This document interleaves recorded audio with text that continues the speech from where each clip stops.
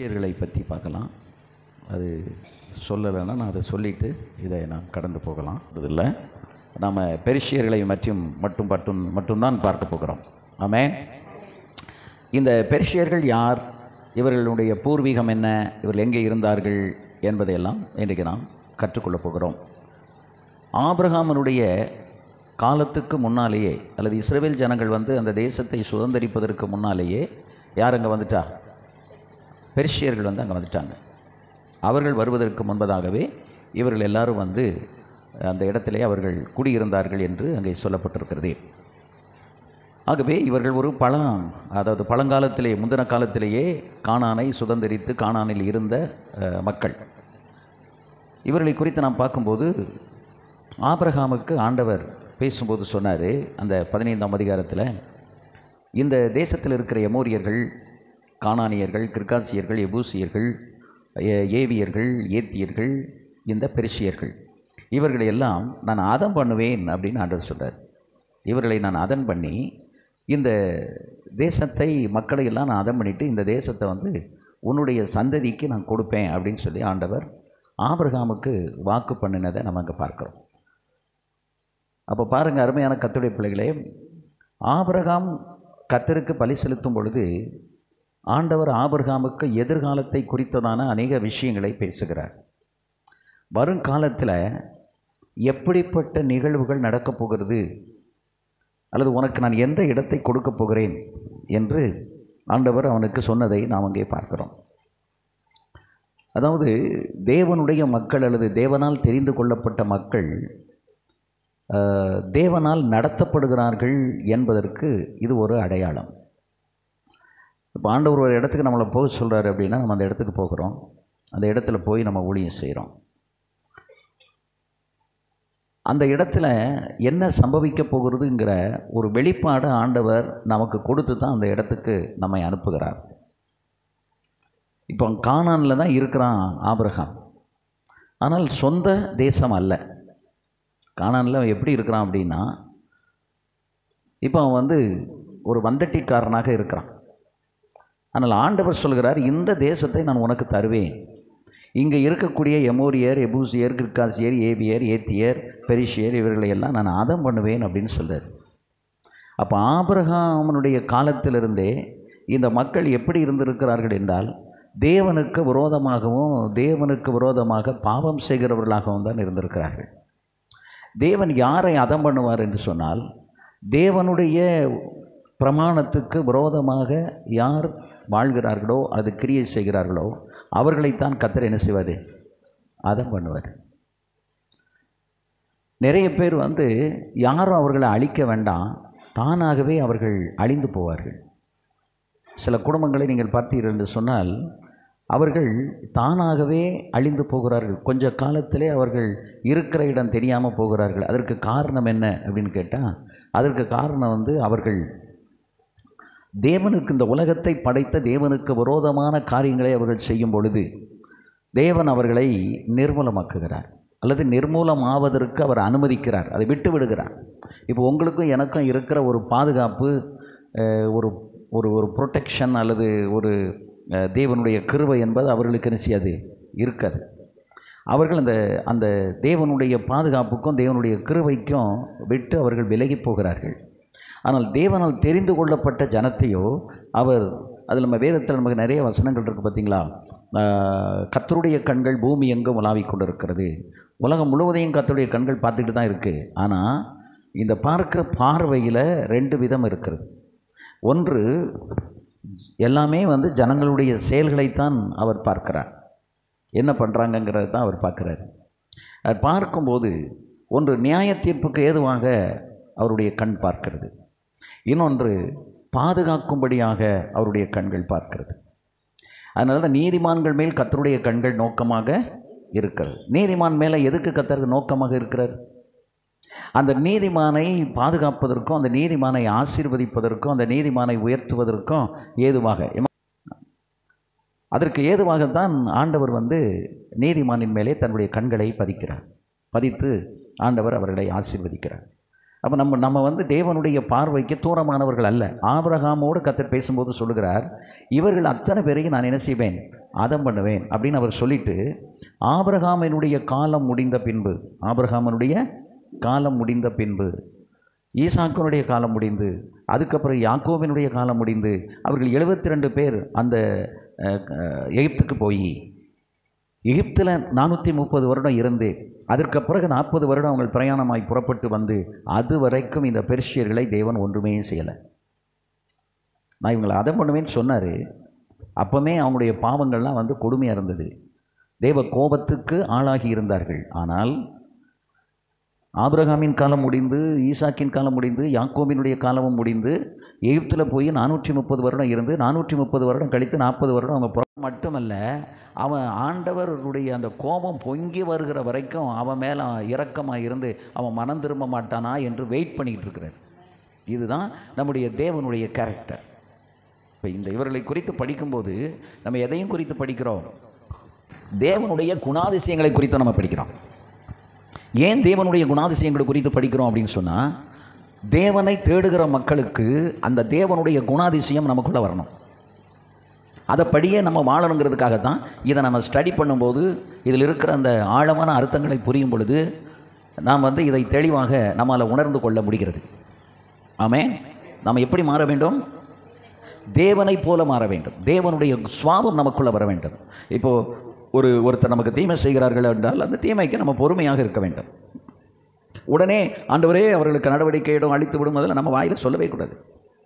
நம்ம யாரை மாதிரி மாறிக்கிட்டே இருக்கிறோம்? எதுக்காக நம்ம தேவனை போல மாறணும்?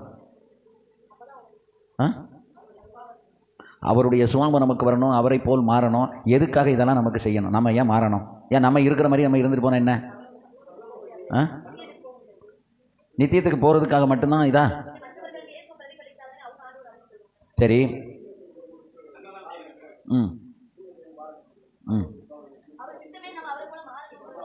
எதுக்குமா அவரை போல மாறணும்? அதுதான் நான் கேட்கேன். அவரை போல மாறணும், அவரை போல மாறணும், முக்கி பாட்டு பாடுதான், எல்லாமே செய்தணும். ஏன் அவரை போல மாறணும்? ஏன் அவருடைய சுவாபம் மாறணுங்க தானே கேள்வி. அவர் இருக்கிற இடத்துல இருக்கணும்னா அவரை மாறி இருந்தால் தான் இருக்க முடியும். கையை தட்டி கத்திர தோத்திரம் பண்ணுங்க. அவரை போல் மாறணும், அவரை போல் மாறணும். எதுக்காக அவரை போல் மாறணும்? அவர் இருக்கிற இடத்துல அப்போ தான் அவருடைய இடத்துல நமக்கு இடம் கொடுத்து இருக்க வைப்பார். நம்ம இன்னொரு டிஃப்ரெண்ட் நபராக இருக்க முடியாது. லூசிஃபர் வந்து தேவனால் சிருஷ்டிக்கப்பட்ட சிருஷ்டிப்பு தான். ஆனால் அதே நேரத்தில் அவனுடைய சிந்தனை தவறாய் போனது. அவன் எப்படி சிந்திச்சான் அப்படின்னா, நான் தேவனை போலாவேன். இன்றைக்கி நீங்களும் நான் என்ன சொல்கிறோம்? இயேசுவை போலாவேன், இயேசுவை போலாவேன்னு நம்ம சொல்கிறதுக்கும் அவன் சொன்னதுக்கும் வித்தியாசம் என்னன்னா, வடபுறத்து சீயோனிலே ஏறுவேன், இயேசுவினுடைய அந்த தேவனுடைய இடத்துல போய் உட்காருவேன்னு சொன்னான். அப்படின்னா சுருக்கமாக சொன்னால், நான் தேவனை போல நான் இருப்பேன் அப்படின்னா. அதுக்கு தான் ஆண்டவர் என்ன செஞ்சார்? அவன் அங்கேருந்து தள்ளினார். ஏன் அப்படின்னா, the one who is not fit to be in his presence, அவருடைய சமூகத்தில் இருக்கிறதுக்கு தகுதி இல்லாதவங்களை தள்ளிடுவார். இப்போ லூசிஃபர் அங்கேருந்து கேடு அவனும் கோடான கோடி தூதர்களையும் தள்ளினது என்ன அடையாளம் அப்படின்னு சொன்னால், யார் அவருடைய இடத்தை அல்லது அவருடைய இடத்துல தகுதி இல்லாமல் இருக்கிறாங்களோ அவங்கள ஆண்டவர் தள்ளி போடுவார்.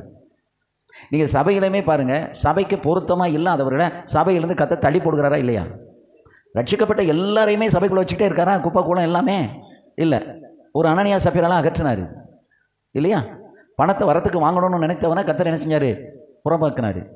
அப்போ இதை போல் தேவனுடைய குணாதிசயத்தில் ஏன் வளரணும், தேவனை போல் நம்ம ஏன் மாறணும் அப்படின்னா, அவர் இருக்கிற இடத்துல அப்போ தான் நம்ம இருக்க முடியும்.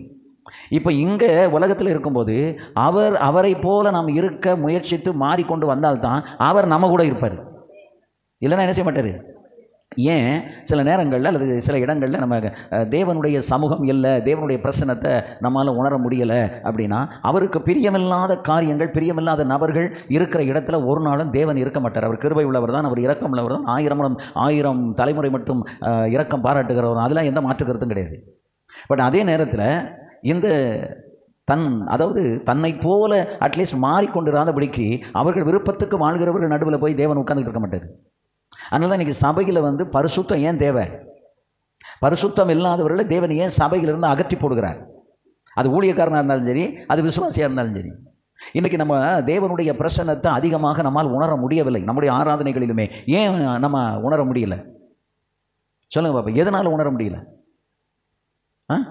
ஷிகாபாரால ராதியானாக்கா ஷுகா பாபா பாபா தியாரா கலபாஷியாரபா. தேவ பிரசனத்தை ஏன் நம்மால் உணர முடியல? நம்முடைய ஆராதனையில் பிரதானமான ஒரு காரியம் உண்டானால் அது தேவன் நம் நடுவில் அக்ராசனராக as a king he should come and be seated in our midst. நம்முடைய மத்தியில் ஒரு பெரிய ராஜாதி ராஜாவாக அவர் வீற்றிருக்க வேண்டும். அல்லேலூயா. எப்பொழுது வீற்றிருப்பார்? அவரை போல மாறுகிற ஜனம் பரிசுத்தம் உள்ளவர்களாக இருந்தால் அவர் நம் நடுவிலே வந்து உலாவுவார். அல்லேலூயா. அப்ப ஜனங்கள் பரிசுத்தத்திலிருந்து சீர்குலைந்து போகும்போது அந்த இடத்துக்கு தேவன் வர மறுக்கிறார். he doesn't want to come. மோசே கிட்ட சொன்னாரு, இவர்கள் வணங்கா கழுத்துள்ள ஜனங்கள், நான் இவங்க உங்க கூட நான் வரமாட்டேன் அப்படின்னாரு. இப்ப தேவன் உங்களோட பயணிக்க வேண்டுமானால், தேவன் உங்கள் ஊழியத்தில் இருக்க வேண்டுமானால், என்னுடைய ஊழியத்தில் இருக்க வேண்டுமானால், நாம் அவரை போல மாறாவிட்டால் அவர் நம்ம கூட வரமாட்டார். நம்ம தான் தனியாக உட்காந்து கத்திட்டே கிடக்கணும். நாம் கூடி வருகிற இடத்துல யார் வரணும்? தேவன் வரணும்ல. அவர் வந்து மூவ் பண்ணணும். அவங்க உங்க உள்ளத்துல மூவ் பண்ணணும்ல, உங்க உள்ளத்துல அசைவாடணும்ல. எத்தனை பேருடைய உள்ளத்துல தேவனுடைய அசைவாடுதல் இந்த வேலையில் நீங்க உணர்றீங்க? எத்தனை பேருடைய இருதயத்தை கர்த்தர் அசைத்துக் கொண்டு இருக்கிறார்? ஆமென். எத்தனை பேருக்கு இப்ப ஆவியில நிரம்பி அந்நிய பாஷை பேசிடணும், ஆண்டவரை துதிக்கணும் அப்படிங்கிறது ஒரு பொங்கி வருகிற ஒரு அனுபவம் இங்க உட்கார்ந்து இருக்கல? எத்தனை பேருக்கு வருது? எத்தனை பேருடைய உள்ளங்கள் வந்து அப்படியே பொங்கிக்கிட்டு இருக்குது? கர்த்தரை துதிக்கணும். ஏன்னா அவருடைய பிரசன்னம் வந்தா அந்த பிரசன்னத்தை துதியின் நடுவே தான் அவர் வாசம் பண்ணுவார். அப்ப துதிக்கிற ஜனத்தின் நடுவே தான் அவர் வாசம் பண்ண முடியும். அப்ப துதிக்கிறவர்களாக இருக்க வேண்டுமானால் எல்லாம் எழுமி நிலங்க ரிகனகபா சத்துரபிலன கமாரியான அந்த ரபௌஷபலபலமா அரவின கபரபஷமா தேவ பிரசன்னம் நம் நடுவிலே வந்தது மட்டுமல்ல, நம்ம அங்க வந்திருக்கிற அத்தனை பேரையும் ஆண்டவர் நிரப்ப விரும்புகிறாரு. எல்லா சிந்தனைகளை எல்லாம் தூர விடுங்க. எல்லாம் கையில் இருக்கிற நோட் புக் பைபிள் எல்லாத்தையும் சேர்ல வைங்க. எல்லாம் ஃப்ரீ ஆகி எல்லா ரிகானா கபா சலுரபியாராக்கமா அந்த ரலினியா ரக்கஷபரபரப ரிபலா கவரா துரமா ரதியா ரபாஷந்தரரப பரபரபரதியம் தரரபவுடர விலனிகபல ருகமனா சப்பா பாபாதியா ரங்கலமா ஷருரபியாரா கரோ தரதியம் தாக்கரமலாரியானமா ஏரமாரா லாக்கரா துரபியாரா கஷோரியாராக்கமா நபிரமனபலா ரியானாந்தர ரபௌஷபலபல ரிபில்கரம ஷகௌரபியாராக்கமா அந்தரரபௌ ஷபரபரபரபலரமியா ரெவிக்கபரகலா ரியானாந்தர ரபௌஷங்கபரபரமா நீமரபலரபௌ டராலியாரபா ஷபாரியாரா கமாதியாரா ஏகரமால ருதுரபா தியாரா கமாசியாரபா அம்பரபா. புதிய வருடத்தில் முதல் ஊழியர் கூட்டத்தில் வந்திருக்கிறான். தேவ ஆவியானவர் உங்களை ஆட்கொள்ளட்டும். ஆவியில நிரம்பி எல்லாரும் கரங்களை தட்டி அந்நிய பார்த்து பேசி ஆண்டவரை துதிப்போம். வரபரபரபலரிகமரபா ஷந்தரரபா வரபரபரபலரதியம் ரரபௌ ஷபலபலபா அகரபரபரபலரதியம் தாரரபௌ ஷபரபலபலபலபா ரபிலபலபலரபா லியரபரபரபரபா கமந்தரரபா லியரபா கமா தியரபா தியரபா தியரபா கமா துமரபா ஷபரபலபலபலபா ரபிலமரல கமலதியம் தாக்கவரல ரபியா கமா. எல்லாரும் ஆவியில் நிரம்புங்க. எல்லாரும் ஆவியில நிரம்பி தேவனை துதிங்க. அமரா ஷபுரபா கமா அபிரபரபலபா. ஒரு புதிய அனுபவத்தோடு இந்த இடத்துல இருந்து போகணும். ஒரு புதிய அனுபவத்தை கர்த்தர் நமக்கு தரணும்.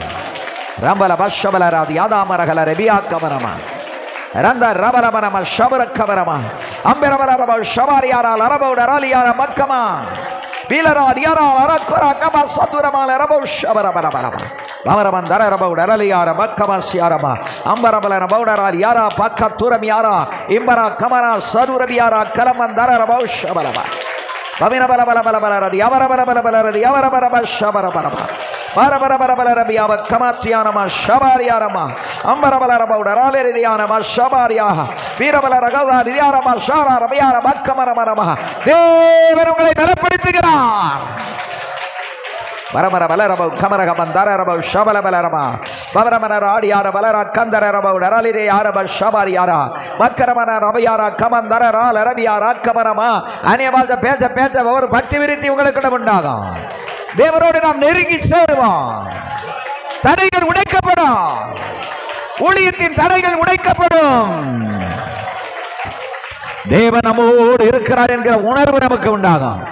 ரகலமா சருரபால ரகபாதியானமா இம்பரபால ரபௌ ஷபரபலபலபா அரியவலா ஹரகலபால ரதியா தரரபௌ ஷபலபலரதியம் தரரபௌ டரபின நிகபலருதரதி மமரபரபரபரபரபரபரபரபர ரிகபரபரபரபரபரபரதியம் தரரபௌ டரகிலரிகமன துரபியமனமா ரிகரமா ஷக்கரபலரதி யாந்தரரபௌ டரதி நலபௌ கமரமா Bagara Marara Diandara Rabo Shakara Rabo Raliria Rabo Kamasialama Urabala Gabandi Andara Rabo Raliana Mansandara Rabo Radiandara Rakarama Abariara Larabo Radiandara Rabo Ramianama Barabara Rabo Rabila Rabo Rabilanami Barabara Rabiana Kamarabandara Rabo Shabara Barabara Rabo Radia Barabaka Shamara Biamara Kabara Diandara Rabo Rabiarama Amen Avila Herama Belatin Mela Belana Yakatar with a Bisse Belatin Mel Belana in the sea or in a day but Sunday like Karaparu Barabusha Yaraba Kamadi Araba Abirabara Bakama Kanta Tanda Nereva Vetradinga Kataranga Nerekamo in Allah Harabarato Kaila Tati Havila Neramaga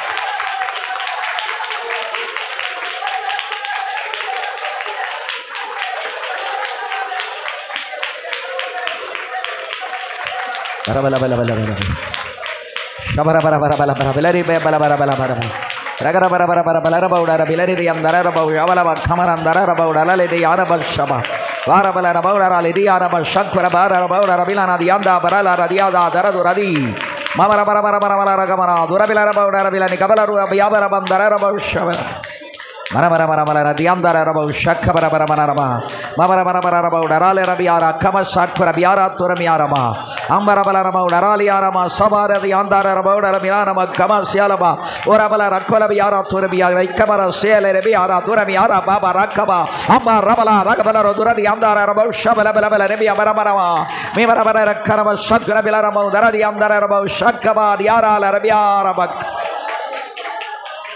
Amen la barana ra baba mama arala ra baba baba darala ra baba baba ga baba bibara ra baba baba sabara ra baba arala ra baba baba da baba ra gabara turala ra baba ra gabara turadi bibara baga ra baba da baba da baba ga baba bera bara la gala bara dura Lara Baba Ragaba Dara Dura Bilara Gabara Dura Biakabara Dura Biaba Baba Dira Baba La Gaba Baba Marada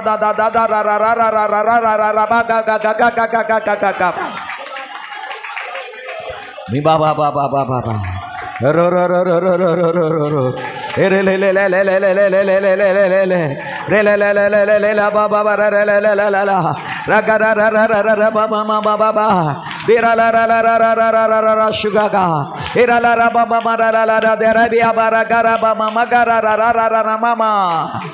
Ibakara Kulabiara Kaba Shabaraba Amira Balamana Bakaba Pudia Varadatla Pudia Temboda Ulia Serake Andaver Pudia Avi and Ereveramaca Tarato Avi and Abhisheka Tekataramaca Tarato Leka Naka Ratunana Mara Eralara Bashakora Lara Mama Radara Nama Abarama Nama Rakala Maraba Andarala Raba Neranga Avila Neramaga Aviana Nalla Savadi Konderakara Aviana Savadi Konderakara Bala Gabala Rudarabila Rabau Darabila Gabala Shabara Balabama Arala Rabau Darale Gabala Gurada Yam Darabau Shabara Belamia Agarabara Rabau Darale Gabala Rudara Yam Darabau Daragamana Sabara Rabila Rabau Kamana Mandara Rabau Darabila Rama Barabara Balamana Darabila Gabala Barama in the Kavolier Kateva Avi and Adakaraga Aviana Abhishega Sorugala Niki Porake பிரச்சனைகளை உடைத்து உங்களை வழி நடத்துகிறதற்கு எனக்கு ஆவியின் அபிஷேகம் நமக்கு வேணும்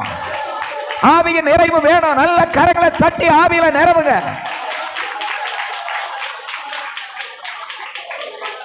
ரந்தா ரபா ரக்க ஷபர பர பர பர அரபல ரகபல ருதரதி அந்தர ரபௌ ஷபல பலமா ரபன மனபல ரகபல ருதரதி அந்தர ரபௌ கமர மல ரகமனமா அவிரபன ரபௌ ரபில ரகபல ருதரதி தத பபபப பிபபப தத ரமப ரக்கரப ததரதி அந்தர ரபௌ ஷத்ர ரதி அத்தர ரபி ரகலமன ரகுதரதி அந்தர ரபௌ ஷபல பலமன பல ருதரபி அபரமன ரகபல ருதரபி அபரபர மன மர ரபௌ ரல கபல ரகபல ருதரதி அந்தர ரபௌ ரபி லகபல ருதர பல மர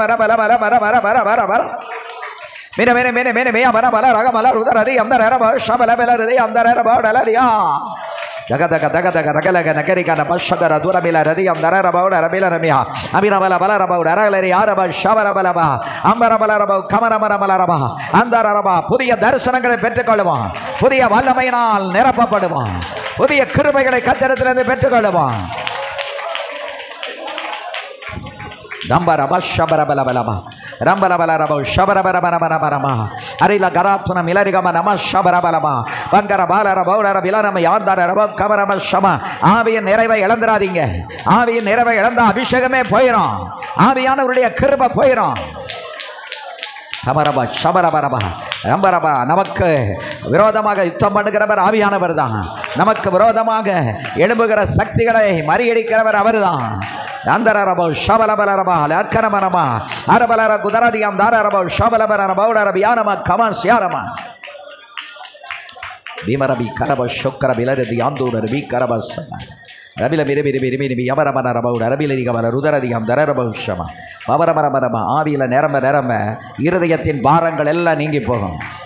ஆவியில நிரம்ப நிரம்ப உங்களுக்கு புதிய தரிசனங்களை கர்த்தர் கொடுப்பார். புதிய உந்துதல், புதிய சக்தி, ஒரு புதிய வல்லமையை கர்த்தர் நமக்கு கொடுப்பார். வாரா மாக்கா ராக்கா தாக்கா ராக்கா லாபா ராமநாக்கா ராக்கா ஷக்கா ரபக்கமாசியா பௌரமான ராக்கா லாபா ராதா ராரா பாபா ஆரா லாக்கா ராமா சபா லாமா ராமா. குதிரை பாய்ந்து ஓடுவதை போல ஆவியின் நிறைவிலே நாம் பாய்ந்து ஓடிக்கொண்டே இருக்க வேண்டும். பரபல ரகஷபல ரதுரபியார கமஸ்யாரமா அந்தரபௌ ஷபலபலமனரபௌடரபியார கமஸ்யா பாகர மாலர பௌடர பிலாரதி அந்தரர குரம ஷபலபியா அந்தரர பௌடர பிலனிகமன சபல தூரபியாரப கமஸ்யா. ஆமே லாபா ரனா கசா லாபா ஷகுரா Dubara baba baba baba dida da da da da mama ma ababa ha ha ha redimi rula ra la ro shukara mama arabaga rada rama la rabiana rakala basando biba baba mama lerikara baba baba arila la kabala rudushkara balanudara diyakka sukala baradurami araba shikabagabagabadradiyam dararabauda karabassakuradiyam dararabaudi bila bila bila meniri kabala rudaradiyam dararabau shabala bela meniri amarabash.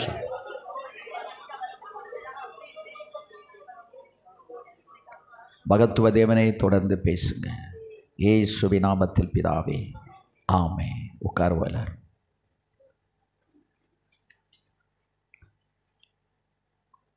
ஆவியானவர் நம் நடுவில் அசைவாடும் போது நம்முடைய உள்ளம் ஆவியானவரோடு இணைந்து போகணும். நம்ம தனியாக ஆவியில் நிரம்பணும்னு நினச்சி நிரம்ப முடியாது. ஆண்டவர் உங்கள் அருகில் வரும் பொழுது, அவர் தம்முடைய ஆவியை ஊற்றும் போது நாம் அதை மொண்டு பருகிக் கொள்ள வேண்டாம். அந்த நிறைவுக்குள்ளே வரணும். நிறைவு என்பது நம்மளை விட்டு போயிடக்கூடாது. இன்றைக்கி பெந்தைக்கோஸ்து ஊழியங்கள் கொஞ்சம் கொஞ்சமாக உலகத்தோடு கலந்து போனதுக்கு ஒரு காரணம் அபிஷேகத்தை இழந்து விட்டதினால. இந்த ஆவியானவர் மட்டும் உங்களோட இருந்தால் கரெக்டாக உங்களை உணர்த்துவார், உங்களை தூண்டுவார், உங்களை உணர்த்துவார், செயல்பட வைப்பார். நம்மளை செயல்பட வைக்கிறதே யார் தான்? ஆவியானவர். உலர்ந்த எலும்புகள்னால் ஒரு இடத்துல கூடி கிடக்கும், அது அசைவு இருக்காது. எசேக்கியேல் 37:1 பார்க்குறோம். உலர்ந்த எலும்புகள் இருந்த ஒரு எலும்பு கூட்டத்துக்கு நடுவில் ஒரு தீர்க்கதரிசியை கொண்டு போய் வைத்து நீ பேசு அப்படின்னு. அதுபோல் உலர்ந்த எலும்புகளால் சத்தம் போட முடியாது, அசைவு இருக்காது, மூமெண்ட் இருக்காது. ஆனால் பரிசுத்த ஆவியானவர் எங்கே இருக்காரோ அந்த இடத்துல தான் அசைவு இருக்கும். பரிசுத்த ஆவியானவர் நம் மேலே வரும்பொழுது தான் நம்மளை நிறைத்து நம்மளை மூவ் பண்ணுறாரு. நம்மளை அசைக்கணும், உந்தி தள்ளணும் அப்படின்னா நமக்குள்ளே யார் இருக்கணும்? பரிசுத்த ஆவியானவர் இருக்கு. ஆதி காலங்களில் அபிஷேகத்துக்கும் ஜெபத்துக்கும் நிறைவுக்கும் அதிகமான முக்கியத்துவம் கொடுக்கப்பட்டது. ஊழியக்காரங்கள்லாம் காலையில் ஆவியில் நிரம்பாமல் வீட்டை விட்டு வெளியே வர மாட்டாங்க. ஆவியில் நிரம்பி நிரம்பி ஜோம்பிட்டே இருப்பாங்க. எவ்வளவு வயசானவர்களும் கூட அந்த ஆவியின் நிறைவு இருந்ததுனால தான் வெளிப்பாடு இருந்துச்சு, ஜெயம் இருந்துச்சு, வழி நடத்துதல் இருந்துச்சு. ஒரு ஆவிக்குரிய ஊழியக்காரன் ஒரு தேவையோடு ஒரு இடத்துல இருக்கான் அப்படின்னா இன்னொரு உள்ளத்தில் கர்த்தர் பேசி அந்த தேவையை கொண்டு போய் கொடுக்க செய்தார். தீர்க்கதரிசி வந்துட்டு போயிட்டு இருக்கும்போது எனக்கு ஒரு அறையை ரெடி பண்ணுங்கன்னு சொல்லலை. சூனேமியால் தன் கணவரை பார்த்து சொல்கிறார், நம்மிடத்தில் வந்து போகிற தீர்க்கதரிசி ஒரு பரிசுத்தவான் என்று காண்கிறேன். அவருக்கு மேலே ஒரு அறை கட்டி ஒரு கட்டிலையும் ஒரு மேசையும் ஒரு குத்து விளக்கை வைக்க வேண்டும். அந்த இன்ஸ்பிரேஷன் யாருக்கு வந்துச்சு? சுனேமியலுக்கு. Why did God inspire the heart of Shunammite? அந்த சூனேமியாளினுடைய இருதயத்தை ஏன் ஆண்டவர் தூண்டினார்? நம்முடைய தேவைகள் சந்திக்கப்படணும். அருமையான கர்த்தருடைய பிள்ளைகளே, that someone's heart should be inspired. யாராவது ஒருவருடைய இருதயம் தூண்டப்பட்டால் தான் நம்முடைய தேவை சந்திக்கப்படும். ஆமென். அப்போ ஆண்டவர் அங்கே தூண்டணும் அப்படின்னா நம்ம ஆண்டவரோடு இருக்கணும். நம்ம யாரோடு இருக்கணும் சொல்லுங்கள்? ஆண்டவரோடு இருக்கணும். அவரோடு நடக்கணும், அவரோடு ஜெபிக்கணும், அவரோடு இருக்கணும். ஒரு 2-3 மாதமாகவே எனக்குள்ள ஒரு எண்ணம், எங்களுடைய சர்ச்சில் பெண்களுக்கான டாய்லெட் ஒன்று தான் இருக்குது, அது போதாது, என்ன செய்ய அப்படின்னு யோசித்துட்டு விட்டுட்டேன். போன வாரத்துக்கு முந்தின வாரம் எங்கள் விசுவாசி ஒருத்தர் பெண்கள்லாம் லைனில் நின்றுட்டுருக்காங்க பாத்ரூம் போகிறதுக்கு, அடுத்து ஒரு 2 டாய்லெட் கட்டணும், அது என்னன்னு நீங்கள் பாருங்கள், கட்டிடுவோம் அப்படின்னு. எனக்கு அது ஒரு அதிர்ச்சியாக இருந்துச்சு. தேவன் அவங்க இருதயத்தை தூண்டணும் அப்படின்னா கர்த்தர் இல்லைன்னா தூண்ட முடியாது. ஆமென். அல்லேலூயா. ஒரு ஆத்துமா ரட்சிக்கப்படணும்னால லீதியாளுடைய உள்ளத்தை கர்த்தர் தான் திருப்பினார். கொர்நேலியுடைய உள்ளத்தை வீட்டில் கர்த்தர் தான் உலாவினார். அப்போ ஊழியம் செய்கிறதுக்கும் தூண்டுதல் இருக்கணும், ஒன்றை கொடுப்பதற்கும் தூண்டுதல் இருக்க வேண்டும். அந்த தூண்டுதல் இல்லை அப்படின்னா என்ன செய்ய முடியாது சொல்லுங்கள்? எதுவுமே நடக்காது. எல்லாத்துக்கும் என்ன இருக்கணும்னா பரிசுத்த ஆவியானுடைய தூண்டுதல். சமீப காலங்களில் ஏன் இந்த ஏவுதல், இந்த தூண்டுதல், இந்த இன்ஸ்பிரேஷன் இதெல்லாம் இன்றைக்கி இல்லாமல் போயிடுச்சு. அதை குறித்ததான சாட்சிகள் நம்ம அதிகம் சொல்ல முடியலை. ஏன் சொல்ல முடியல? யாரை இழந்துட்டோம்? பரிசுத்தாவியில் நிரம்பி கைதட்டுறதே இன்றைக்கி நமக்கு ப்ரெஸ்டீஜ் குறைவாக தெரியுது நிறைய பேருக்கு. சிலருக்கு முடியலை. உன் சரீரத்தின் பலனை இழந்தாலும் கூட பிரச்சனை இல்லை, ஆனால் எதை இழந்துடாத? பரிசுத்தாவினுடைய அபிஷேகத்தை மட்டும் நீங்கள் இழந்துடாதீங்க. வயசாகிட்டுங்கிறதுக்காக கைதட்டக்கூடாது, அந்நிய பாஷை பேசக்கூடாதுலாம் அர்த்தம் கிடையாது. அது எத்தனை வயசானாலும் சரி, என்ன ஆனாலும் சரி, என்ன செய்யணும்? நிறையணும், அபிஷேகத்தில் நிரம்பணும். சங்கீதக்காரன் சங்கீதத்தில் சொல்கிறான், என் பாத்திரம் நிரம்பி வழிகிறது. அப்போ நம்முடைய பாத்திரம் நிரம்பி வழிஞ்சால் தான் இன்னொரு பாத்திரத்தை நாம் நிரப்ப முடியும், இல்லைன்னா நிரப்ப முடியாது. அப்போ நம்முடைய பாத்திரம் நிரம்பி வழியணும் அப்படின்னா நம்ம கூட யார் இருக்கணும்? பரிசுத்த ஆவியார். பெரிஷியர்கள், எபூசியர்கள், எமோரியர்கள், கிர்காசியர்கள் இவர்களை குறித்து ஆண்டவர் ஆபிரகாமுக்கு சொல்கிறதுக்கு காரணம் என்னென்னா, he is a special person. Abraham ஒரு விசேஷமாய் அழைக்கப்பட்டவன். அவனுக்கு தேவ திட்டங்களை கர்த்தர் வெளிப்படுத்துகிறார். அதுபோல் தான் ஆபிரகாமை போல் அழைக்கப்பட்டவங்க தான் நீங்களும் நான். தேவனுடைய சத்தத்தை கேட்டு தேவனுடைய அழைப்பை பெற்றுத்தான் நம்ம ஊழியத்தில் வந்திருக்கோம். சிலர் இன்றைக்கி நிறைய பேர் அழைப்பே இல்லாமல் ஊழியத்தில் இருக்காங்க. அதான் அவங்க ஊழியத்தில் குந்தி நடந்துக்கிட்டு இருக்காங்க. நம்ம ஊழியத்துக்கு அழைக்கப்பட்டால் நிதானம் இருக்கும். அவசரமாக நம்ம எதையும் செய்ய மாட்டோம். ஒரு காரியத்தை செய்கிறதுக்கு நிதானித்து செய்வோம். எடுத்தோம் கவுத்தோன்னு நம்ம போக மாட்டோம். எல்லாத்துலேயுமே ஆண்டவருடைய ஒரு வழி நடத்துதல் இருக்கான்னு ஆண்டவரை முன்னால் விட்டுட்டு நம்ம பின்னாடி போவோம்.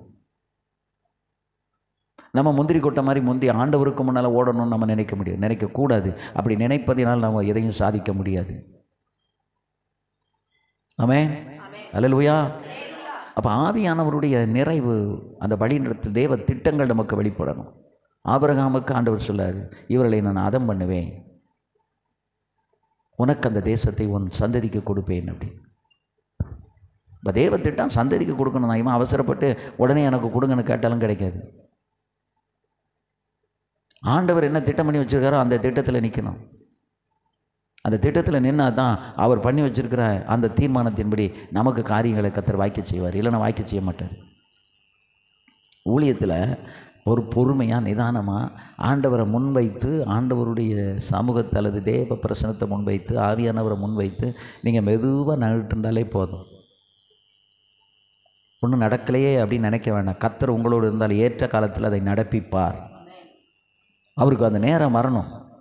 ஒவ்வொன்றுக்கும் இங்கே இருக்கிற நம்ம எல்லாருடைய வாழ்க்கையிலையும் காலத்தையும் நேரத்தையும் கர்த்தர் குறித்திருக்கிறார். அந்த தெளிவு எத்தனை பேருக்கு இருக்குது? எல்லாருக்கும் அந்த தெளிவு இருக்கா? என் வாழ்க்கையில் ஆண்டவர் இந்த ஊழியத்தில் எப்படி என்னை பயன்படுத்தணும், எப்படி எனக்கு ஆத்துமாக்களை தரணும், எல்லாம் ஆண்டவர் முன் குறித்து தெளிவுபடுத்தி தான் வைத்திருக்கிறார். நமக்கு தான் தெளிவில்லை.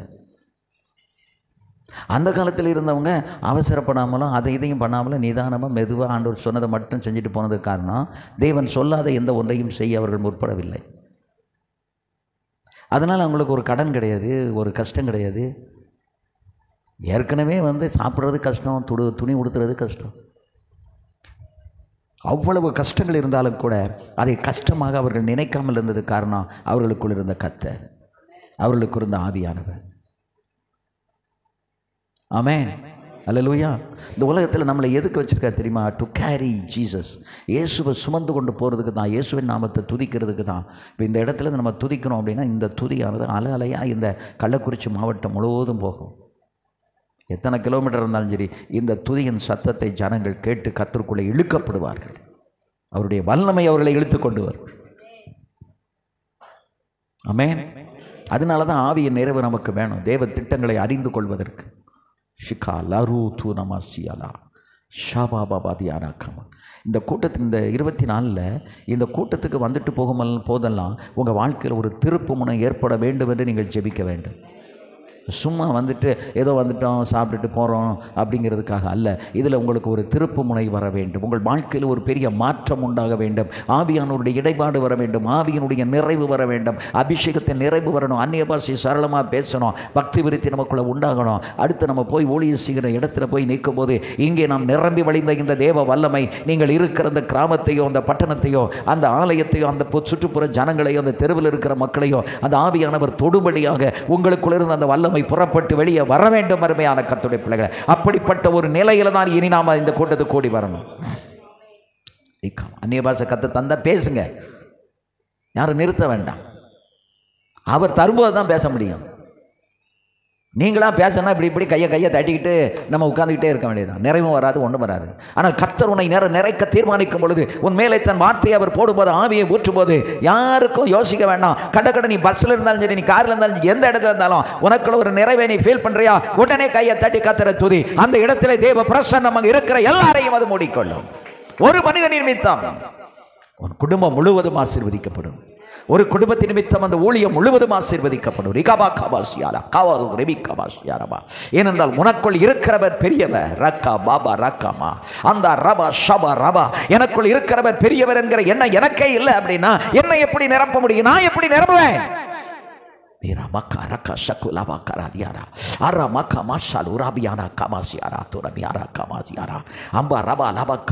கர்த்தர் மறுபடியும் நம் நடுவில் இறங்கி வருகிறதை நான் பார்க்கிறேன். அந்த தேவ பிரசன்னம் நம் நடுவில் இறங்கி ஊற்றப்படுகிறதை நான் பார்க்கிறேன். லக்க ரத்து நமியங்க சலுரபியா ரக்கமா அம்ப ரபலன கபஷியாரா ரூதரதி கமர சலரபியா அம்ப ரபல ரபோக்கமனமா ஷபலபலமா. உங்கள் உள்ளங்கள் தூண்டப்படட்டுங்க, உங்களுடைய இருதயங்கள் ஆவியினால் நிரப்பப்படட்டும். அம்ப ரபக்கன கசலபா. நீங்க இங்க ஆவியில நிரம்பிட்டு நீங்க வீட்டுக்கு போக, உனக்கு அங்க பல அதிசயங்களை கத்த செய்ய காத்திருக்கிறாரு. உனக்கு வழிகளை கத்த திறக்கிறாரு. இதுவரைக்கும் அடைத்திருந்த வாசலுங்க திறந்து வைக்கப்படுகிறது. ஆவியில கடியுறும் பொழுது அங்க எத்தனையோ காரியத்தை உங்கள் ஃபீல்டில் கத்தர் உங்களுக்கு செய்ய அவர் வல்லவராக இருக்கிறார். விசுவாசிக்கிறவர்களுக்கு தான் எல்லாம் கூடும், விசுவாசியாதவங்களுக்கு எதுவும் நடக்காது. ரீபா கானா கபா ராதியா ஊரா பானா கபா லக்கா ரக்கா சக்குரா பாதியா அம்பா ரபா நம கமா ராலா பக்கா நாதுரபா இக்கா மாரா தூனா மாசி ஆல மக்கமா சியானமா. இந்த ஆராதனை நமக்கு ஒரு ஆவியின் ஆராதனையாக கர்த்தர் மாற்றிக் கொண்டு வருகிறார்.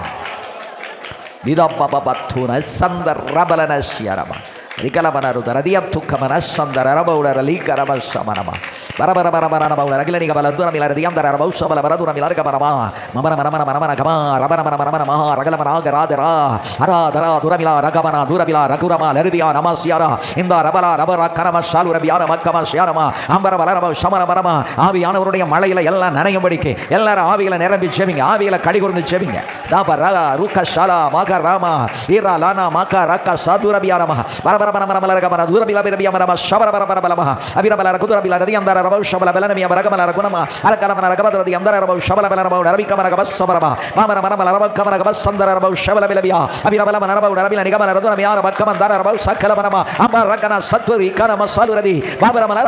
மகளே வாய திறந்து நல்ல ஆவில் நேரம் கர்த்தர் உனக்குள்ளே அதிசயம் செய்ய போகிறார். புதிய வாசல்களை திறக்க போகிறார். உன் ஊழிய புதிய கோணத்திலே கர்த்தர் கொண்டு வர போகிறார். அரா மக்கார் அக்கா சபாலபா அரா பாரா கமா ராதா நாமா ஏக கக்கா ருதா ராதியா தாக்கா ஆவாசியா ஏக ரபா தியானமா ஷபா லபா தியானமா அம்பரா மக்கமனா சபுரபியாரா உரபியானமா ரகலமா ரபக்கமனமா அந்த ரபலா நக்கரா தியானமா ஷபா தியானா அம்பரா ரபல ரபக்கமனமா ஷபரமனமா தீமரகர துரபில தியாந்தர ரபக்கமன கபல துரபில ரபக்கமனமா ஷபரமனமா அம்பரா ரபல ரபக்கமா வல்லமை மேல் வல்லமை உன்மேல வரட்டும்.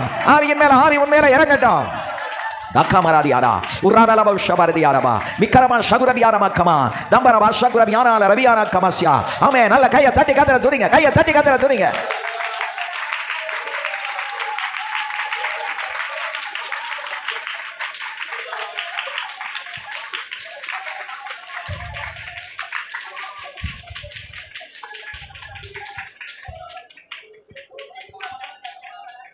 Dikabala Habash Shabarabana. Ilabara la Carabasuda, Rabiara Catarabausa, Rabara become a Bauda become a Masham. Really Camarasa, Rabusha, Balaba, Bavaramana Balari Karamasha, the Diam, the Rabusha, Galabiana, Bavaramana Kamana, Turabiana, the Rabusha, Kabarika, Barabash, Nandi, Lakara, Turama, Rakalaba, Sakra Barabash. And the தொடர்ந்து எங்களோடு பேசுங்க இயேசுவின் நாமத்தில் பிதாவே ஆமென் ஆமென் ஆமென். அருமையான கர்த்தருடைய பிள்ளைகளே, இந்த கானானை இந்த இஸ்ரவேல் ஜனங்கள் சுதந்திரிக்கிறதுக்கு முன்னால் 27 தேசத்தாரில் 21வது இடத்தில் இருந்தது தான் இந்த பெர்ஷியர்கள். மொத்தம் எத்தனை தேசங்கள் அங்கே இருந்தது? 27 தேசங்கள். இந்த 27 தேசத்தில் 21வது இடத்தில் இருந்தவர்கள் தான் யார்? பெர்ஷியர்கள். அதாவது இந்த பெர்சியர் அப்படின்னா என்ன அர்த்தம் அப்படின்னா கிராமத்தில் உள்ளவர்கள் அப்படின்னு அர்த்தம். அல்லது கிராம ஜனங்கள், கிராமத்தில் உள்ளவர்கள். அதாவது எல்லாமே எருசலேமில் ஒரு அலங்கம் இருந்துச்சு, எரியோவில் ஒரு கோட்டை இருந்துச்சு, இப்படி எல்லாமே ஒரு கோட்டை. இப்போ இங்கேயும் நீங்கள் பார்க்கும்போது செஞ்சியில் ஒரு கோட்டை, வேலூரில் ஒரு கோட்டை, அதுக்கு பிறகு மதுரையில், சிவகங்கையில், ராமநாதபுரத்தில் அங்கே எல்லாம் பார்த்திங்கன்னா ராஜாக்களுடைய அரண்மனை கோட்டைக்குள்ளே இருந்ததை நம்ம பார்க்குறோம். கோட்டைக்குள்ளே தான் அந்த சிட்டியே இருந்துச்சு. ஆனால் இந்த ஜனங்கள் கோட்டையை விட்டு வெளியிலே, திறந்த வெளியிலே வாழ்கிறவர்கள். இவர்கள் யார் அல்ல? கோட்டைக்குள்ளே குடியிருக்கிறவர்கள் அல்ல, வெளியில் குடியிருக்கிற ஜனங்கள். பட்டிக்காடுன்னு சொல்கிறத விட கிராமத்து மக்கள்னு சொல்லணும். இப்போ சொல்லப்போனால் பட்டணத்தில் இருக்கிறவங்களே பட்டிக்காடு மாதிரி தான் இருக்காங்க. பட்டிக்காட்டில் சில நேரங்களில் தலை சீவ மாட்டாங்க, முடி வெட்ட மாட்டாங்க. இப்போ பட்டணத்தில் இருக்கிறவங்க எப்படி மாறிக்கிட்டு வராங்க? கிராமத்து ஜனங்களை ஒரு பட்டிக்காடாக மாறிக்கிட்டு வராங்க. தலை சீவுறதில்லை, முடி வெட்டுறதில்லை, ஒருத்தன் வளர்த்து போட்டுக்கிட்டு இருக்கான், ஒருத்தன் கடுக்கம் போட்டுக்கிட்டு இருக்கான், வேறு வேறு மாதிரி மாறிக்கிட்டு போய்கிட்டு இருக்காங்க. இவர்கள் திறந்த வெளியில் வாழ்பவர்கள், ஒரு அலங்கத்துக்குள் வாழ்பவர்கள் அல்ல. He lived in an open place. கர்மேல் மலைக்கு தென்மேற்கில் இவங்க இருந்தாங்க. கர்மேல் மலை இருக்கு இல்லையா, அந்த கர்மேல் மலைக்கு தென்மேற்கில் இவர்கள் இருந்தார்கள். கானானுடைய மத்திய பகுதியான செழிப்பான இடத்தில் வாழ்ந்தவர்கள்.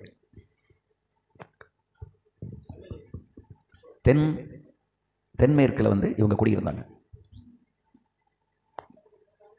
கானானினுடைய மத்திய பகுதியான செழிப்பான இடத்தில் இவர்கள் குடியிருந்தார்கள். இந்த பெர்ஷியர்களுக்குள்ளே இருந்த ஆவி என்ன அப்படின்னா அலங்காரம் பண்ணுகிற ஆவி. தங்களை அலங்கரிக்க வேண்டும். தங்களை என்ன செய்ய வேண்டும்? அலங்கரிக்க வேண்டும். அதாவது இப்போ சமீப காலங்களில் நீங்கள் பார்க்கும்போது பெந்தெகோஸ்தே பெண்கள், போதகருடைய மனைவிமார்கள், விசுவாசிகள் எங்கே போக துவங்கிட்டாங்க? பியூட்டி பார்லரில் போய் தங்களை பியூட்டிஃபை பண்ணுறதுக்கு, தங்களை அழகுபடுத்துறதுக்கு துவங்கிட்டாங்க. தங்களை அலங்கரிக்க துவங்கிட்டாங்க. அந்த காலத்தில் எனக்கு தெரிஞ்ச அளவில் யாராவது கொண்டை போட தெரிஞ்சவங்க மணமகளுக்கு கொண்டை போட்டு விடுவாங்க. இப்போ மணமகளே கல்யாணத்துக்கு முன்னாலேயே ஒரு பியூட்டிஷியனை பார்த்து ஃபிக்ஸ் பண்ணி, அவள் தான் என் மூஞ்சில் கரிய பூசணும், அவள் தான் எனக்கு தலைமுடியை கட்டி விடணும், அவள் தான் எனக்கு சேலை கட்டி விடணும், இவங்களே 3000 5000 கொடுத்து ஃபிக்ஸ் பண்ணிடுறாங்க. சும்மா கிடந்த சங்க ஊதி கெடுத்தான ஆண்டின மாதிரி அதுக்கு ஒரு செலவு. எதுக்கு? இன்றைக்கி அந்த பியூட்டி பார்லர்லேருந்து ஒரு பியூட்டிஷியன் தலை கட்டாமல் நம்ம பிள்ளைகள் எங்கே போய் இருக்க மாட்டாங்க? மனவடையில் இருக்க மாட்டாங்க. எங்கள் சர்ச்சில் அதை விரும்பாதவங்க, அல்லது அதுக்கெல்லாம் பணம் செலவழிக்க விரும்பலை அல்லது பணம் இல்லை அப்படிங்கிறவங்களெல்லாம் பாஸ்டர்மாட்ட வந்து பாஸ்டர்மா அப்படின்னு சொன்னால் உடனே சொல்லலாம், காலையில் ஒரு ஆட்டோ எடுத்துட்டு வா, 7 மணிக்கெல்லாம் அங்கே வந்துரு, நானே உனக்கு என்ன செய்தேன். அந்த காலத்தில் அப்படி தான் செய்வாங்க. போதகருடைய மனைவிமார்கள் வந்து இப்போவும் நீங்கள் சிபிஎம்மில் போனீங்கன்னா அவங்களுக்கு துணி மாற்றுறது தலைச்சீவரெல்லாம் யார்? சிஸ்டர்ஸ் தான், பியூட்டிஷியன்லாம் கிடையாது. வந்து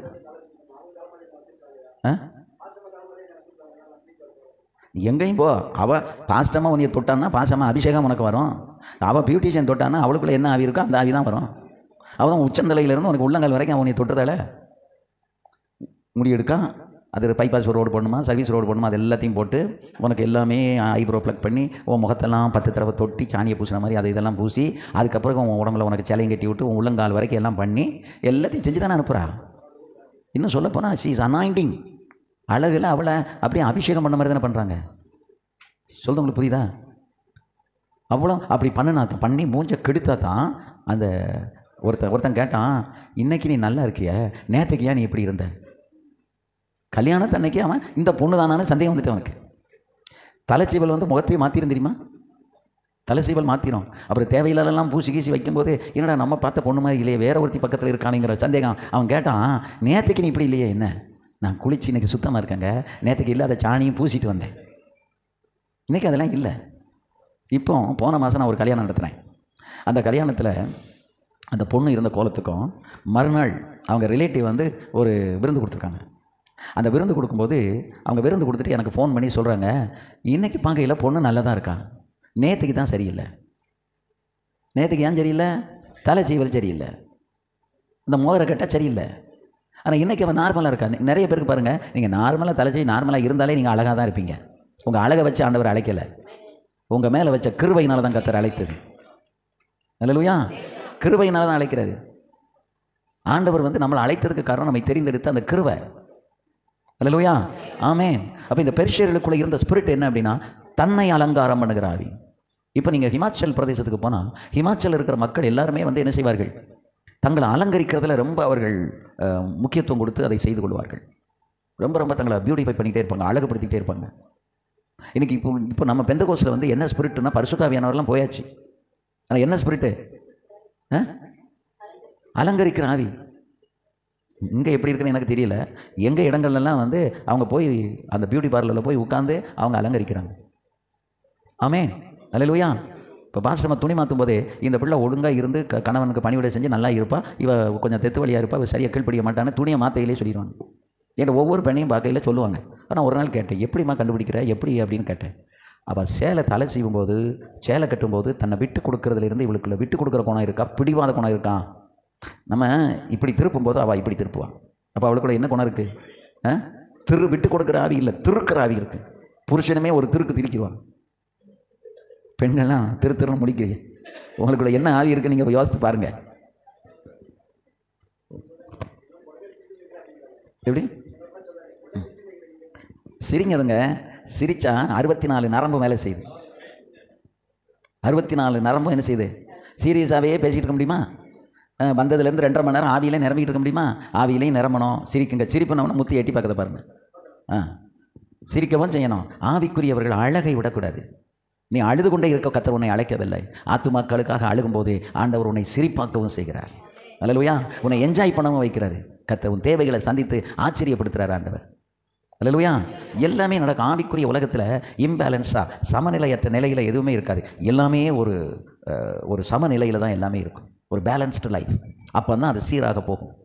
ஃப்ளைட்டில் போகும்போது நான் சிங்கப்பூர்லேருந்து ஒரு முறை இந்தியாவுக்கு வரும்போது திடீரென்று ஒரு அங்கே அந்த இதில் ஏர்லைன்ஸில் உள்ள ஒரு சிஸ்டர் வந்து என்கிட்ட கேட்டாங்க, do you want to travel in first class அப்படின்னு கேட்டாங்க. நான் பெரும்பாலும் எல்லோரும் எக்கனாமிக் கிளாஸில் தான் போவாங்க. அப்போ அது கிளப் கிளாஸ் அல்லது ஃபஸ்ட் கிளாஸ் அப்படிம்பாங்க. அவங்க சொன்னாங்க, ஒரு $15 சிங்கப்பூர் டாலர் $15 கொடுத்தீங்கன்னா we will allow you to travel in the club class அப்படின்னாங்க. அப்போ நான் பார்த்தேன், எதுக்கு $15 எதுக்கு வேஸ்ட் பண்ணணும்? $15 இன்று அப்போ 25 ரூபா. அப்போ 15 இன்று எவ்வளவு? 15 இன்று 25 என்னாச்சு? $10னா $250 ரூபா. 375 ரூபாயா? ஆமாம், 375 ரூபா எதுக்கு போட்டு வேஸ்ட் பண்ணணும்? பிளேனில் முன்னால் உட்காந்தேன்னா பின்னால் உட்காந்தா என்ன சௌரியம் இருக்குது? ஒன்றும் கிடையாது. சீட்டு கொஞ்சம் பெருசாக இருக்கும், சௌரியமாக தூங்கிக்கிடலாம். நான் சொன்னேன், நோ தேங்க்யூ அப்படின்னு சொல்லி நான் போய் உட்காந்துட்டேன்.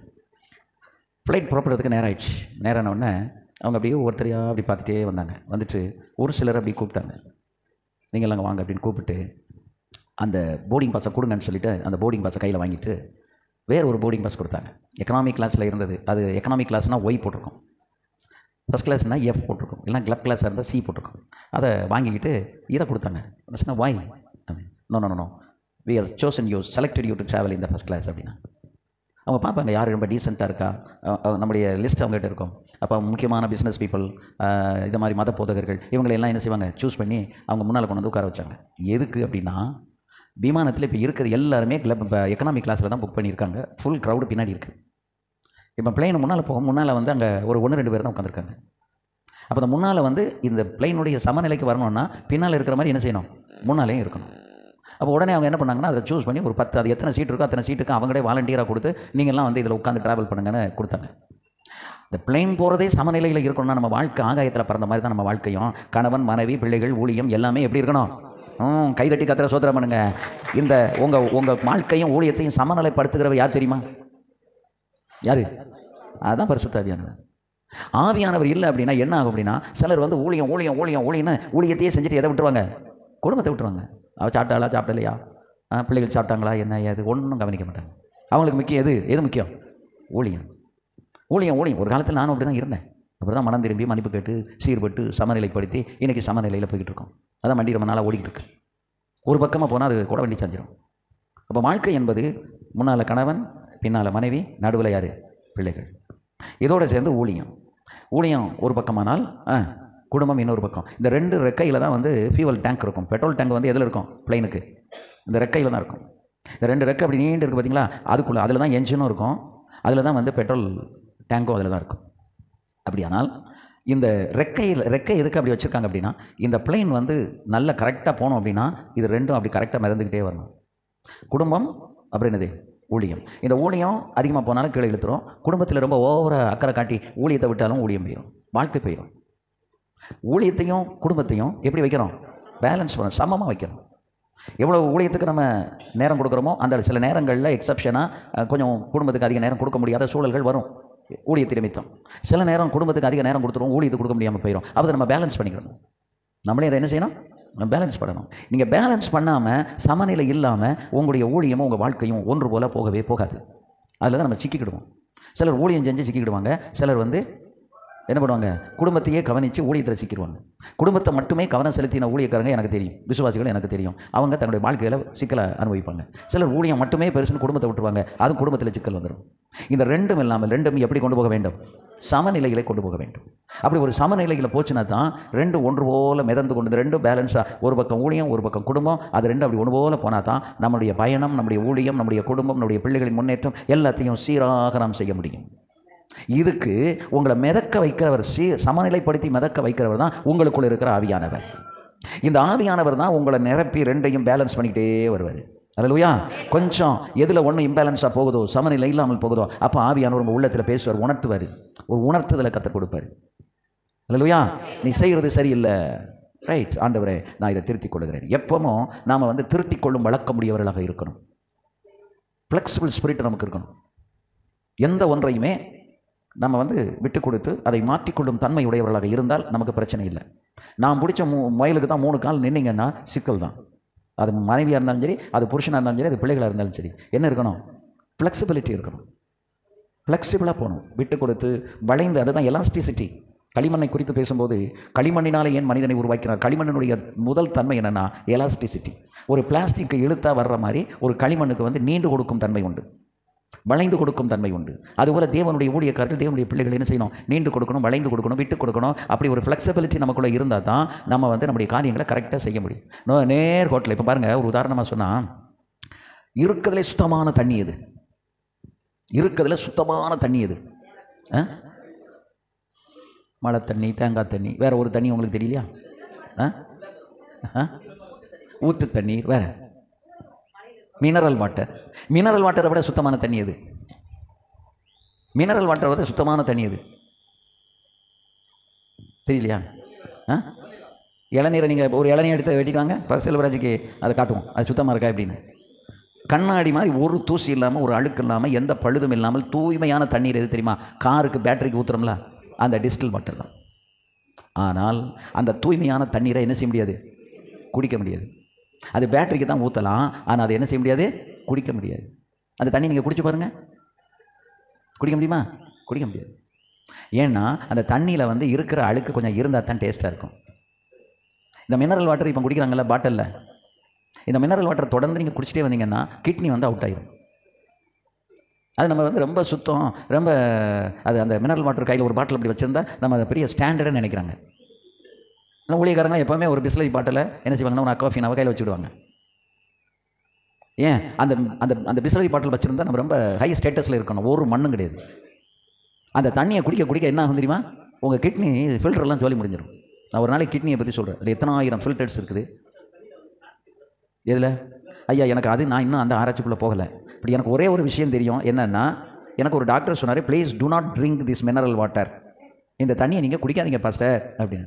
ஏன் அப்படின்னு கேட்டேன். இந்த தண்ணியை நீங்கள் குடிச்சிங்கன்னா உங்கள் கிட்னி சீக்கிரத்தில் அவுட் ஆயிரும் அப்படின்னு சொன்னார். அது ஒன்றும் எனக்கு தெரியும். நீங்கள் அது பிளாஸ்டிக் இருக்கா அப்படிங்கிறத நான் இன்னும் கொஞ்சம் அதில் ஆராய்ச்சி பண்ணாத கண்டுபிடிச்சிடலாம். ஏமா நீங்கள் தக்காளி பழம் சாப்பிட்டாலே முட்டியில் பலன் இல்லாமல் போயிடும். நாக்கு ருசி கேட்குதா உங்களுக்கு? அப்போ நான் ருசியாக சாப்பிட்டா இப்படி தான் நடக்கணும். பிறகு எப்படி நடக்க அப்படின்னா, ருசியாக விடு, சுகமாக இரு. நான் தான் சொல்கிறேனே, பொரித்தவைகளையும் புளித்தவைகளையும் தாளிச்சவைகளையும் எப்போ விடுறீங்களோ அப்போந்தான் உங்களுக்கு வந்து உடலில் வந்து சுகம் இருக்கும், யூரிக் ஆசிட் பேலன்ஸாக இருக்கும், கீழ்வாதம் என்கிறது வராது. கீழ்வாதத்தை கொண்டு வருவது எது தெரியுமா? எண்ணெயிலே பொரித்தவைகளும், எண்ணெயில் பொரித்த பலகாரங்களும், மீன் கறி, அதுக்கடுத்து புளிப்பு, புளி தக்காளி. அவாய்ட் பண்ணி பாருங்கள். ஒரு மாதத்துலேருந்து 1.5 மாதத்துக்குள்ளே உங்கள் குறுக்கு வலி முட்டு வலி எல்லாம் போகுதா இல்லையான்னு பாருங்கள். நீங்கள் அதை தொடர்ந்து சாப்பிட்டுட்டே வந்தால் முட்டு வலி கூடத்தான் செய்யும். அதுக்கு பேர் தான் கீழ்வாதம். அந்த கீழ்வாதம்ங்கிறது முட்டுக்கு கீழே, அந்த குறுக்குக்கு கீழே அது கீழ்வாதம் தான். அதை கவனிக்காமல் இருந்தாங்கன்னா அது வாதத்தில் கொண்டு போய் வச்சிடும். அப்புறம் அவங்க நடக்கவே முடியாது. கை ஒரு மாதிரி திரிக்கிறோம், கால் ஒரு மாதிரி திரிக்கிறோம். பிரச்சனை காரணம் என்னென்னா புளிப்பு. தக்காளி பழத்தை ரெகுலராக டெய்லி நீங்கள் இந்த சாப்பாட்டில் போட்டுட்டு வந்தீங்கன்னா அது உங்கள் குடும்பத்தையே நீங்கள் சிக்காக்குறீங்கன்னு அர்த்தம். தக்காளி பழம் சில காரியங்களுக்கு அது நல்லதுன்னு போட்டிருக்கோம். ஆனால் அந்த தக்காளி பழத்தை நம்ம அதிகம் சேர்க்கக்கூடாது. எங்கள் சபையில் ஒரு குடும்பம் தக்காளி 4 1 கிலோ அப்படின்னு விற்ற உடனே 50 பைசா 4 விற்ற உடனே 5 கிலோ 10 கிலோன்னு வாங்கி குடும்பத்தோடு என்ன பண்ணாங்க தெரியுமா? ஜூஸ் போட்டு டெய்லி ஜூஸ் போட்டு குடித்தாங்க. ஒரு குறிப்பிட்ட டைமில் அவங்களுக்கு என்ன வந்துருச்சு, ஒரு 2 மாதம் கழித்து ஃபோன் பண்ணி, ஐயா நடக்க முடியல ஐயா, வாத மாதிரி இருக்கு ஐயா, காலெல்லாம் இழுக்கு, ஜோம் பண்ணுங்க. உடனே பாசமாக கேட்டாங்க, தக்காளி பழம் நிறைய சேர்த்திங்களா சிஸ்டர் அப்படின்னாங்க. ஆமாம்மா தக்காளி ஜூஸாக குடித்தோன்னாங்க. அப்போ உங்களுக்கு ஜபம் பண்ணாலும் இது குணமாகாது. உடனே ஒரு ஹோமியோபதி டாக்டர்கிட்ட அறிமுகப்படுத்தி அப்புறம் மருந்து எடுத்து அதுக்கப்புறம் அது சரியாச்சு. இன்றைக்கு வந்து உடல்நிலையை கெடுப்பது வந்து வேறு ஒன்றுமல்ல, நாம் சாப்பிடுகிற உணவு தான். அதனால் தெரிந்து கொடுங்க. திரும்ப திரும்ப நான் சொல்கிறேன், உணவு தான். குடிக்கிற தண்ணீரும் உணவும். இன்றைக்கி 42 வயசை ஊழியக்காரங்க தாண்ட மாட்டாங்க. எத்தனை வயசு? 42 வயசை ஊழியக்காரங்க தாண்ட மாட்டாங்க. என்ன வருது? நான் 42 சொல்லிக்கிட்டு இருக்கேன், நீங்கள் 50 இன்னும் 10 வருஷம் கழிச்சல சொல்லியே, அது பரவாயில்லையே. அதாவது சுகரு, கிட்னி பிரச்சனை, அதுக்கப்புறம் வந்து ஹார்ட் அட்டாக். புரோட்டா, நம்ம கடையில் விற்கிறதான எண்ணெய் பலகாரங்கள், இந்த மாதிரி பேக்கரி பலகாரங்கள், நம்முடைய குழம்புல போடுற தக்காளி புளி இவைகள்லாம் சேர்ந்து நமக்கு பயங்கரமான வியாதியை கொண்டு வந்துக்கிட்டு இருக்கு. பாச என்ன வேணும்? அவர் என்ன கேட்காரு சொல்லுங்கள். இந்த மைக்கை கொடுங்க, நீங்கள் சொல்கிறத நானும் கேட்டுக்கணும்ல, சத்தமாக சொல்லுங்கள். எப்படி 40? நீங்கள் 40 இல்லை 60 70 தாண்டணும். இன்றைக்கி என்ன 40 தாண்டிட்டேன்னு மீசை முறுக்கிட்டு இருக்கிய? நான் உங்களை நீங்கள் என்னைய மாதிரி 70 நீங்கள் தாண்டணுங்க. 31ஆம் தேதி மத்தியானம் 3 மணிக்கு 42 வயசு ஒரு பாஸ்டர் ஹார்ட் அட்டாக்கில் இறந்து போயிட்டார். 31ஆம் தேதி ஆராதனையை விடிய ஆராதனையை முடிச்சுட்டு உடனே கார் எடுத்துகிட்டு நேரப்போம் போய் பார்த்து துஷியை விசாரிச்சுட்டு வந்தோம். அதே 31ஆம் தேதி ஒரு 65 வயசில் உள்ள ஒரு போதகர் குஜராத்தில் காலையில் ஞாயிற்றுக்கிழமை ஆராதனைக்கு துணி மாற்றி குளிச்சுட்டு ரெடியாக வந்து சர்ச்சுக்குள்ளே போகிறதுக்கு முன்னாடி அவர் சேரில் அப்படி வந்து உட்கார்ந்தார். அப்படியே அவருடைய உயிர் போயிடுச்சு.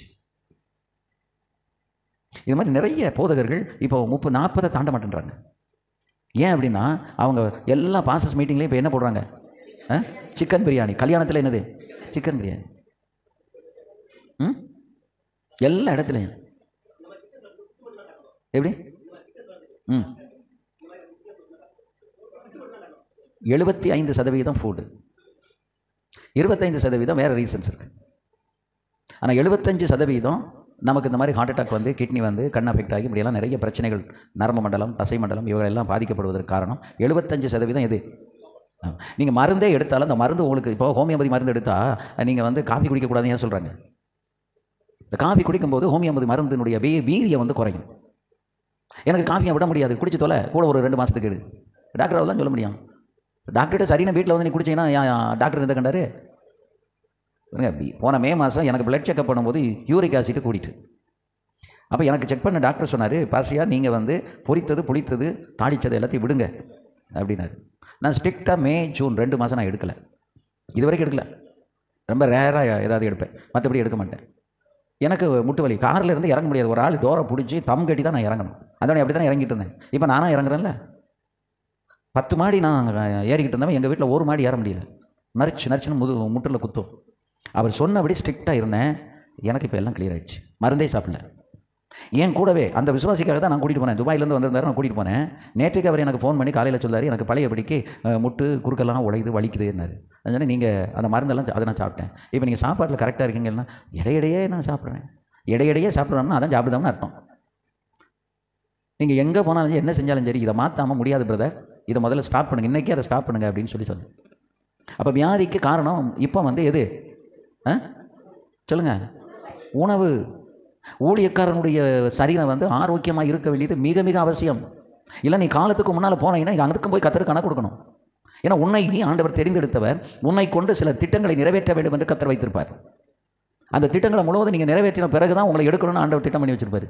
பிறக்கும் அன்றே நம்முடைய இன்னும் பிறக்கிறதுக்கு முன்னாலே தாயின் கற்பத்திலே எலும்புகள் உருவாகும் முன்னே உன்னை என் கண்கள் கண்டதுங்கிறது தானே தீர்க்க தரிசனம்.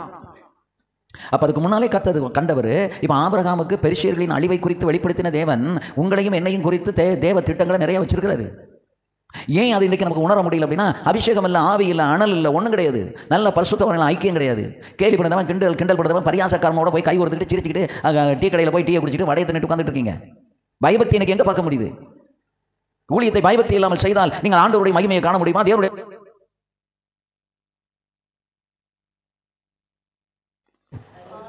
6 அறிவை கொடுத்துருக்காரு. அப்போ 6 அறிவை ஆண்டவர் நமக்கு கொடுத்துருக்கும் போது அந்த அறிவை நம்ம பயன்படுத்தணுமா வேண்டாமா? ஒருவன் ஞானத்தில் குறைவுள்ளவனாக இருந்தால் அவன் பிதாவின் ஜோதியிடத்திலிருந்து வருகிற அந்த தேவனிடத்தில் கேட்கிறவன். எல்லாருக்கும் சமமாக பகிர்ந்து கொடுக்குறவர் யாரு?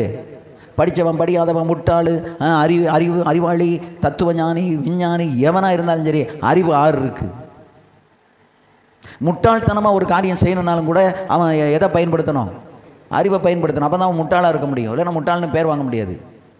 அறிவாளின்னு பேர் வாங்கினாலும் அந்த அறிவை பயன்படுத்தணும். அப்போ தேவன் வந்து நமக்கு என்ன கொடுத்துருக்காரு? அறிவை கொடுத்துருக்காரு. அந்த அறிவு எதுக்கு? பகுத்தறிவுங்கிற ஒன்றை நமக்கு எக்ஸ்ட்ரா கொடுத்துருக்காரு. 5 அறிவு தான் மிருகத்துக்கு. ஆனால் மனுஷனுக்கு மட்டும் என்னது? இது அந்த பகுத்தறிகிறது. நல்லது, கெட்டது, தீமை, நன்மை, இதை செய்யலாம், இதை செய்யக்கூடாது, இந்த இடத்துல இப்படி பேசலாம், பேசக்கூடாது என்று நிதானித்து பகுத்து அறிவதற்குரிய அறிவை நமக்கு எக்ஸ்ட்ரா ஆண்டவர் கொடுத்துருக்காரு. அதுதான் நம்ம வந்து நம்முடைய வாழ்க்கையில் வந்து 6வது அறிவு. அந்த 6வது அறிவை நம்ம பயன்படுத்தணும். அதை பயன்படுத்தலை அப்படின்னா அதனுடைய வீழ்ச்சி நமக்கு கண்டிப்பாக வந்து சேரும். நீங்கள் எவ்வளோ பெரிய வல்லமையான இந்த ஒருத்தர் ஆபிரகாம் சார்ல்ஸ்னு ஒருத்தர் இருந்தார் தெரியுமா? ஆபிரகாம் சார்ல்ஸ் ஏன் அவ்வளோ சீக்கிரத்தில் இறந்தார்? தீர்க்க தரிசனம் சொல்லுவார்ல, ஏன் அவ்வளோ சீக்கிரத்தில் இறந்தார்? ஆயுசு குறைவு, அவ்வளோதான். அதுக்கு தான் பழமொழி சொன்னாங்க, வெந்ததை தின்னு விதி வந்தால் சாவு அப்படின்னா. வெந்ததை தின்னு விதி வந்தால் சாவு அப்படின்னா. அதாவது எல்லாருக்கும் ஒரு காலத்தை கத்தர் வைத்திருக்கிறாரு. அந்த காலம் இல்லாமல் பாருங்கள், சிலர் நோயாளியை கூட 5 வருஷம் நோயாளியாக பெட்டில் இருந்திருக்காங்க, 10 வருஷம் நோயாளியாக இருந்திருக்காங்க. எனக்கு தெரியும், எங்கள் சபையில் இருந்திருக்காங்க.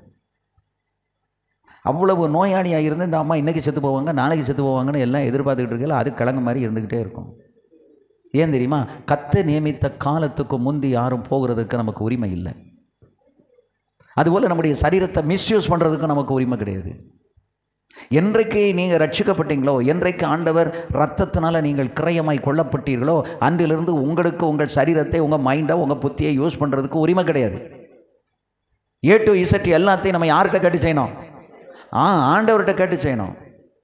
இப்போ ஆண்டவர்கிட்ட கேட்டு செய்யணும் அப்படின்னா ஆண்டவர் ஒன்று நமக்கு பகுத்தறிவை கொடுத்துருக்காரு. வேதத்தை படிக்கும் போதே வேதத்தில் நமக்கு உதாரணங்கள் இருக்கின்றன. இப்போ ஆபிரகாமை குறித்து பெரிசியர்களை குறித்து ஏன் பார்க்குறோம்? பெரிசியருடைய அழிவுக்கு காரணம் என்ன? அவர்கள் ஏன் தேவனுக்கு விரோதமான பாவங்களை செய்தார்கள்? தன்னை கவனிக்கிறவன் கர்த்தருக்கு விரோதமாக போயிடுவான். அதனால புதிய ஏற்பாட்டில் வரும்போது நீ தியாகம் பண்ணுன்னு ஆண்டவர் சொன்னார். சுயநலம் உனக்கு இருக்கக்கூடாது, நீ சுயநலவாதியாக இராத ஆண்டவர் நமக்கு கற்றுக் கொடுத்தாரு. தன்னைத்தான் ஏன் வெறுக்கணும் சொல்லுங்க? தன்னைத்தான் ஏன் வெறுக்கணும்? நீங்கள் உங்களை வெறுத்தா தாங்க தேவ சித்தம் செய்ய முடியும். நான் வரும்போது கூட ஆண்டனிக்கிட்ட நான் பேசிகிட்டே வந்தேன். எனக்கு ஆண்டவர் தருகிற காணிக்கும் பொழுது நானே எனக்காக என் குடும்பத்துக்காக மட்டும் நான் செலவு பண்ணேன் அப்படின்னா கர்த்தர் எனக்கு தரமாட்டார். ஏன்னா அவர் தருகிறதின் நோக்கம் தவறி போயிடும். அவர் தருகிறதின் நோக்கம் தவறி போயிடும். ஒருத்தனுக்கு கர்த்தர் கொடுக்குறாரு அப்படின்னா எதுக்கு கொடுக்குறாரு தெரியுமா? அவனை கொண்டு அவருடைய சித்தத்தை நிறைவேற்ற தான் கொடுக்காரு. எல்லாரும் இருக்கிறவங்க இல்லாதவங்க எல்லாருக்கும் சேர்ந்து தான் நான் இதை சொல்கிறேன். எல்லாருமே அவங்கவங்க நிலையில் ஒரு தியாகம் பண்ணணும். எந்தெந்த நிலையில் அவங்களுக்கு முடியுமோ அந்தந்த நிலையில் அவங்க தியாகம் பண்ணணும். அப்படி தியாகம் பண்ணால் தான் முடியும். அந்த மனம் வரணும், நமக்கு அந்த ஒரு தூண்டுதல் வரணும். இந்த மலையில் அந்தோணி வீடு முழுவதும் கம்ப்ளீட்டாக எல்லா பொருளும் போச்சு. லிண்டல் வரைக்கும் தண்ணி. 2 நாளாக 2 வரைக்கும் தண்ணி நின்று அந்த வீடு இருந்துக்காங்க. என்னுடைய சன் வீட்டில் எல்லாம் பீரோ இல்லாமல் துணிகளை முழுவதும் சேலைகள் எல்லாம் வந்து கீழே வச்சுருந்தாங்க. ஒரு 10-30,000 ரூபாய்க்குரிய துணிமணி அவ்வளோவும் அங்கே போயிடுச்சு. அவனுக்கு எப்படி ஒரு 1 லட்சத்துக்கு மேலே இருக்கும். அவ்வளோ பொருளும் போயிட்டு எல்லாமே வாஷ் அவுட். அந்த மழை வந்து பயங்கரமான பாதிப்புகளை என்ன செஞ்சுட்டு கொடுத்துட்டு இப்போ இந்த மாதிரி ஆயிடுச்சுது. அங்கே எல்லாமே போயிட்டு அப்படின்ன உடனே என்னுடைய மருமக வந்து கிட்டத்தட்ட ஒரு 15-20 சேலை இருக்கும். ஏற்கனவே நிறைய போயிடுச்சு. ஒரு 20 சேலை எடுத்துக்கொண்டு உடனே கொடுத்து விட்டு இல்லாதவங்களுக்கு கொண்டு போய் கொடுங்க அப்படின்னு கொண்டு வந்து எங்கள் வீட்டில் வச்சுட்டு போயிட்டான். ஒருத்தி மட்டும் இவன் சபையில் சொல்லி இங்கே நிறைய கொண்டு வந்து வச்சுருக்காங்க. இழந்தாலும் தியாகம் பண்ணுறதுக்குரிய மனசு இருந்தால் கர்த்தர் நம்மளை திரும்ப கட்டு வைப்பார். அப்போ ரட்சிக்கப்பட்டவங்க நம்ம நிலையில் இருக்கக்கூடாது, நம்ம தேவனுடைய நிலையில் இருந்து பார்க்கணும். அதுக்கு தான் தேவனை போல மாறணும், தன்னைத்தான் வெறுக்கணும். பெரிசியர்கள் அழிவுக்கு காரணம் என்ன? பாவம் செய்த காரணம் அவங்க தன்னை வெறுக்கலை, தன்னை அவர்கள் அலங்கரித்தார்கள். எப்போ வரைக்கும் ஒருவன் சுயநலமுடையவனாயிருந்து பிறநலம் கருதாமல் தன்னைத்தானே அலங்கரித்து கொண்டிருக்கிறானோ அவன் வந்து கண்டிப்பாக யாருக்கு விரோதியாக மாறிடுவான்? தேவனுக்கு விரோதமாக மாறிடுவான். அப்போ தேவனுக்கு விரோதமாக அவன் மாறிட்டான் அப்படின்னா தேவ கோபம் அவன் மேலே வர ஆரம்பிச்சிடும். தேவனுடைய கோபம் வரும்போது அவன் அழிவுக்கு நியமிக்கப்பட்டவனாயிருவான். அவன் மனம் திரும்பலை, நினிவேயை போல மனம் திரும்பினா ஆண்டவர் மனம் மாறுவார், இல்லைன்னா மனம் மாற மாட்டார். மோவாபின் பாரம், நினிவேயின் பாரம், இப்படி ஒவ்வொரு பாரங்கள் சொல்லியிருக்கு இல்லையா? அது எதுக்காக அந்த பாரம்? அவர்களும் தேவனுடைய சிருஷ்டிப்பு. ஸோ அவர்கள் கெட்டு ஒழிந்து போகக்கூடாது என்று தேவன் அவர்கள் மேலே பாரப்படுகிறார். அந்த தேவனுடைய பாரத்தை தான் உங்களோட எங்களோட கொஞ்சம் பகிர்ந்து கொள்றதுக்காக இப்போ ஆபிரகாமிட்ட கர்த்தர் சொல்கிறாரு, எமோரியரையும் கிர்காசியரையும் ஏபியரையும் ஏத்தியரையும் பெரிசியரையும் நான் என்ன செய்வேன்? கானானியரையும் நான் அதம் பண்ணுவேன். அந்த தேசத்தை நான் உனக்கு தருவேன். they are not fit to live in that country because of the sin. பாவத்தினாலே அவர்கள் அந்த தேசத்தில் இல்லாதபடிக்கு அவர்கள் அதில் வாழ்வதற்கு தகுதி இல்லை. ஸோ அவங்களை நான் அதம் பண்ணிட்டு அந்த இடத்தை எடுத்து நான் உனக்கு தருவேன் அப்படின்னு ஆண்டவர் சொன்னார். ஆமென். ஆபிரகாமுடைய சந்ததிக்கு தான் அதை வாக்கு பண்ணார். ஆபிரகாம் இருந்தது அந்த கானானில் தான் இருந்தான், ஆனால் சொந்தமாக இல்லை, பந்தட்டிக்காரனாக உட்காந்துக்கிட்டு இருந்தான். ஆனால் இவர்கள் அங்கே வந்த பொழுது இந்த 7 தேசத்தில் உள்ள மக்களையும் அழித்து விட்டு அதை அவர்கள் சுதந்தரித்தார்கள். ஆமென், அல்லேலூயா. ஆகவே அருமையான கர்த்தருடைய பிள்ளைகளே, தேவன் செய்கிற ஒவ்வொரு காரியத்திலையும் என்ன இருக்கும்? ஒரு காரணம் இருக்கும். காரணம் இல்லாமல் இருக்காது. நியாயம் இருக்கும், நீதி இருக்கும், கட்டளை இருக்கும். அந்த தேவ நீதியை மட்டும் நம்ம மனுஷனுக்கு முன்னால் சில நேரங்கள் சில காரியங்கள் நீதியாக தெரியாது, ஆனால் தேவனுக்கு முன்னால் அது நீதியாக இருந்து ஆகணும். மனுஷனுக்கு முன்னால் இல்லாட்டிலும் பரவாயில்ல, பிரச்சனை இல்லை, ஆனால் தேவ நீதியை நம்ம தப்பக்கூடாது. தேவனுக்கு முன்னால் அந்த நீதி எப்படி இருக்கணும்? கரெக்டாக இருக்கணும். வேத வசனம் வந்து எல்லாருக்கும் உரியது, ஒரு சிலருக்கு மட்டும் கிடையாது. இப்போ நீங்கள் இப்போ ஆபிரகாம்கிட்ட போய் இந்த காரியத்தை எதுக்கு சொல்லணும்? இன்றைக்கி நம்ம எவிடன்ஸ் எடுத்து சொல்கிறோம். ஆபிரகாமனுடைய காலத்துக்கு முன்னாலேயே தேவனுடைய கோபம் இந்த ஜனங்களின் மீது இருந்ததுக்கு ஒரு எவிடன்ஸ்னா அது 13ஆம் அதிகாரம் ஆதியாகமம் 13:7 வாசிங்க பார்ப்போம். ம் ம் ம் ம் நல்லா கவனிங்க. ஆபிரகாம் வந்து அங்கே லோத்து எல்லாம் வந்து இருக்கும்போதே அந்த காலத்திலேயே அங்கே யார் குடியிருந்தது? கானானியரும் பெரிசியரும் அங்கே இருந்தார்கள் என்பதற்கு இதுதான் எவிடன்ஸ். இப்போ இவங்க ரெண்டு பேத்துக்கும் வாக்குவாதம் வந்துருச்சு மேய்ப்பர்களுக்கு. இது நிமித்தம் லோத்து யோர்தானுக்கு அடுத்த சமவெளியில் அவன் குடியிருக்க போயிட்டான். இப்போ லோத்து வந்து தேவனுடைய கற்பனை அல்லது தேவனுடைய கட்டளைக்கு உட்பட்டவன் அல்ல. அவன் எங்கே வேணாலும் போகலாம், எப்போ வேணாலும் போகலாம், எந்த இடத்துலையும் போய் அவன் குடியிருக்கலாம். அவனை பற்றி ஆண்டவர் வந்து அங்கே அவனை பிடிச்சி இழுக்க மாட்டார். ஆனால் ஆபிரகாம் வந்து அப்படி போக முடியாது. ஆபிரகாம் அப்படி போக முடியாது. ஏன்னா ஆபிரகாம் யாருடைய கண்ட்ரோலில் இருக்கான்? தேவனுடைய கண்ட்ரோலில் இருக்கான், தேவனுடைய அழைப்புக்குள்ளே இருக்கிறான். அப்போ தேவனுடைய அழைப்புக்குள் இருக்கிறவன் தேவன் வானா வரணும், போனா போகணும். இந்த ஊழியர்களுக்கு வந்து ஊழியர்களை உருவாக்குற இந்த ஊழியத்தை துவக்குவதற்கு 20 வருடம் நான் காத்திருந்திருக்கிறேன். 20 வருடம் கழித்து போன ஆண்டவர் சொன்ன பிறகு தான் இன்றைக்கி 2012 தொடர்ந்து ஓடிக்கொண்டே இருக்கிறேன். ஒவ்வொரு வருடமும் ஆண்டவர்கிட்ட நான் கன்ஃபர்மேஷன் கேட்குறேன். இந்த வருடம் நான் இதை தொடர்ந்து செய்யணுமா அல்லது நிறுத்தி கொள்ளணுமா?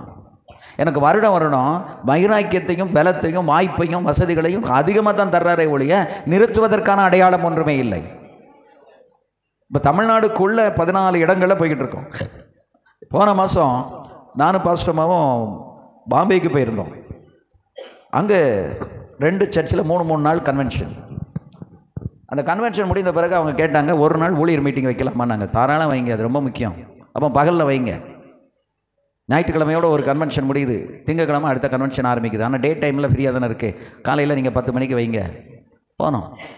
3/4 மணி நேரம் ஆவியிலே தான் நிரம்புறாங்க. அன்றைக்கி கூட்டம் முடிஞ்சது 4 மணி. அந்த கூட்டத்தை யார் பொறுப்பெடுத்தது? பரிசுத்த ஆவியானவர். 4 மணிக்கு அவங்க 1 மணி 1:30க்குள்ளே அவங்க சாப்பிட்டுட்டு போயிடுவாங்களாம். 1 மணிக்கு தான் பரிசுத்த ஆவியானவர் இறங்கி 1:45 வரைக்கும் அபிஷேகத்தில் நிரம்பி அதுக்கப்புறம் வந்து நான் 3:30 வரைக்கும் பேசி அப்புறம் அவங்க கேட்ட கேள்விக்கெல்லாம் பதில் சொல்லி முடிக்கிறதுக்கு மணி 4:30க்கு தான் சாப்பிட்டாங்க.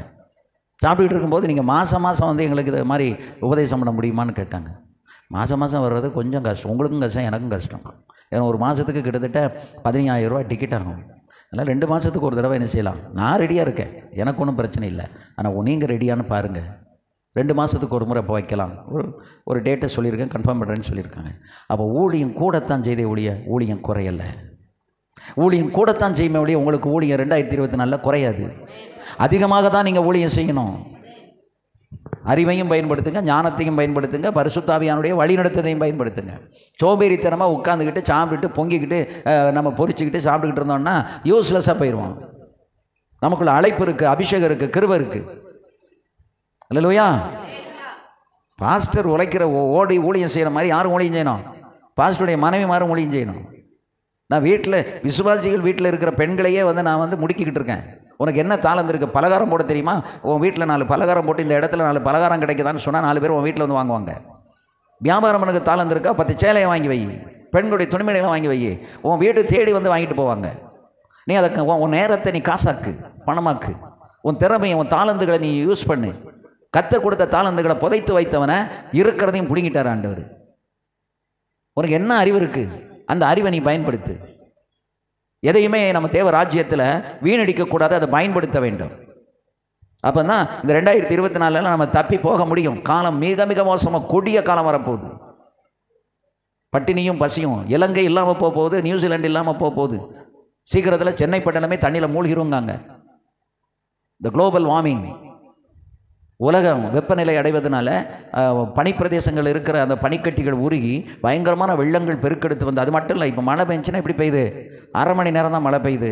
ஆனால் 6 மாதத்துக்குள்ளே மழை அரை மணி நேரத்தில் பெஞ்சிருது.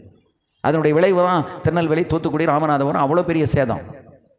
திருநெல்வேலி ஜங்ஷன் டவுன் எல்லாம் பார்த்திங்கன்னா எத்தனையோ வீடுகள் இடிஞ்சு போச்சு. கடைகள் அவ்வளோ அவுட்டு. கோடிக்கணக்கான பல கோடிகளுக்கான பொருட்கள் அவ்வளோ நஷ்டமாகி போச்சு தண்ணியில். பரிதாபமாக இருந்தது. அருமையான கர்த்தருடைய பிள்ளைகளே, இனி வரும் காலம் அப்படித்தான் இருக்கும். இதில் தான் நம்ம நீந்தி போகணும். அப்படின்னா உன் சுய பலத்தினால் ஒன்றும் முடியாது, உன் சுய அறிவினால் முடியாது. பரத்திலிருந்து வருகிற தேவ ஞானத்தினாலையும் தேவ அறிவினால தான் இந்த கஷ்ட காலத்தை நம்ம தாண்டி போக முடியும்.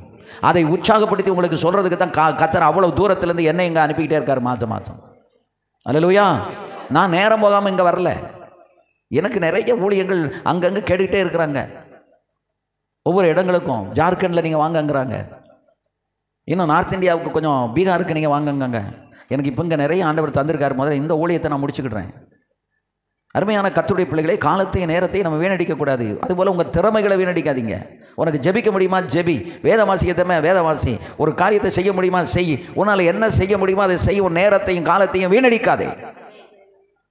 ஆமென். நேற்றுக்கு ராத்திரி பாஸ்டர் எனக்கு ஃபோன் பண்ணாங்க. நேற்றுக்கு ஒரு கேஸில் அவங்க நடத்த போனாங்க.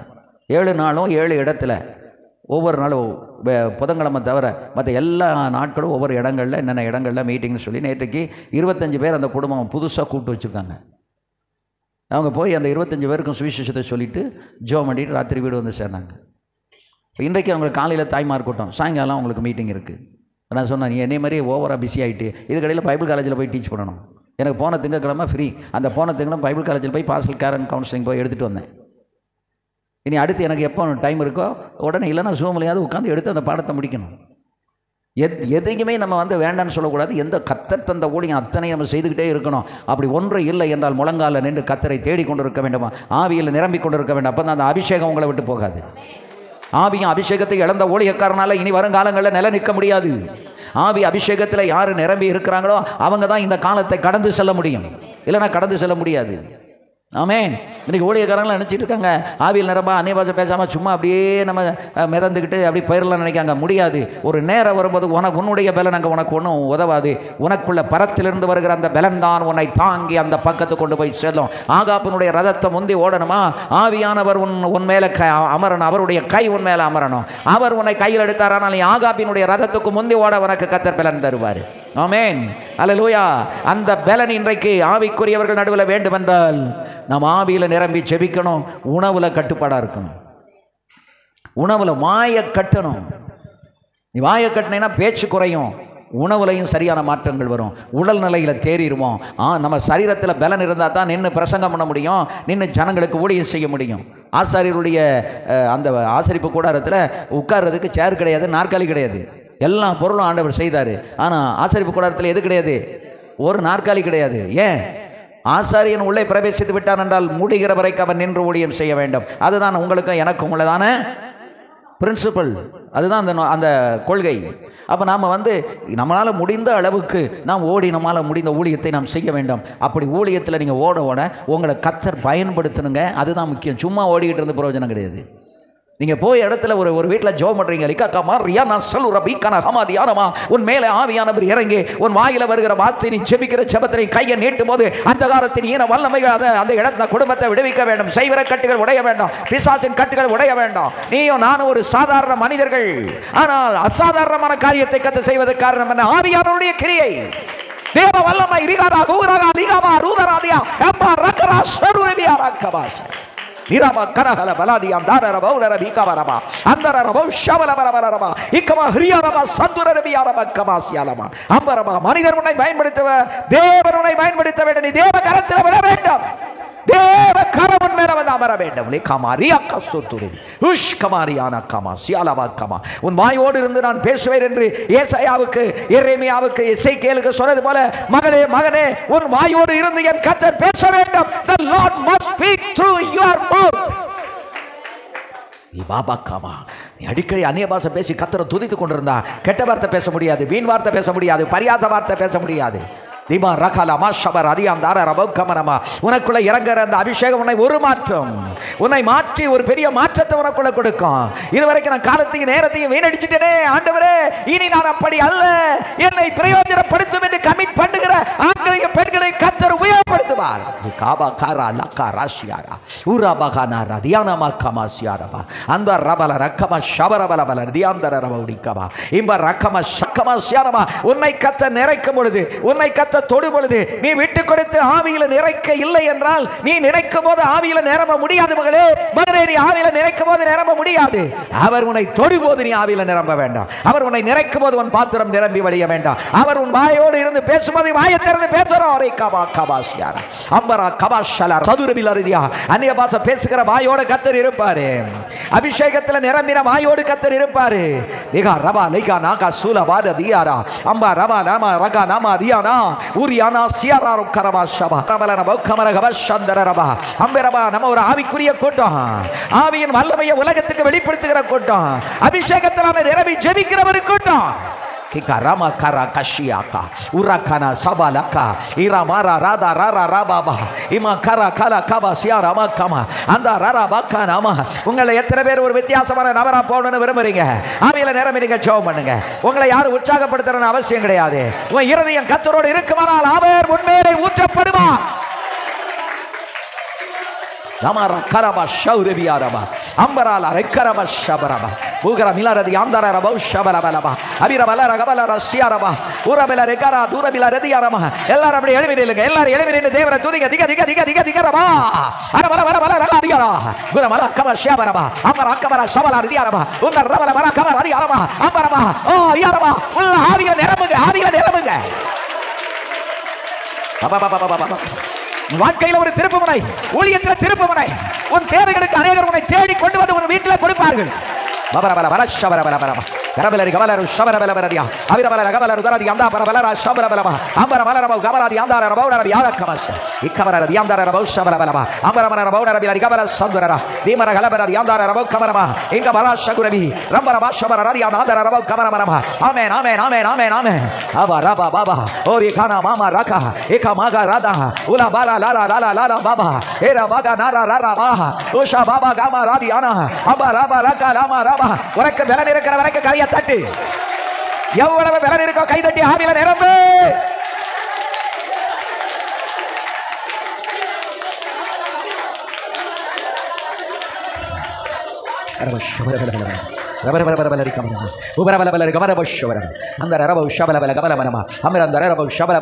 நாம் பெற்றது மாம்சத்தின் ஆவி அல்ல சோர்ந்து போவதற்கு இரட்டிப்பான வல்லமையை தரக்கூடிய பரிசுத்த ஆவியை பெற்றிருக்கிறோம் தேவ ஆவியை பெற்றிருக்கிறோம் தேவ அபிஷேகத்தை பெற்றிருக்கிறோம்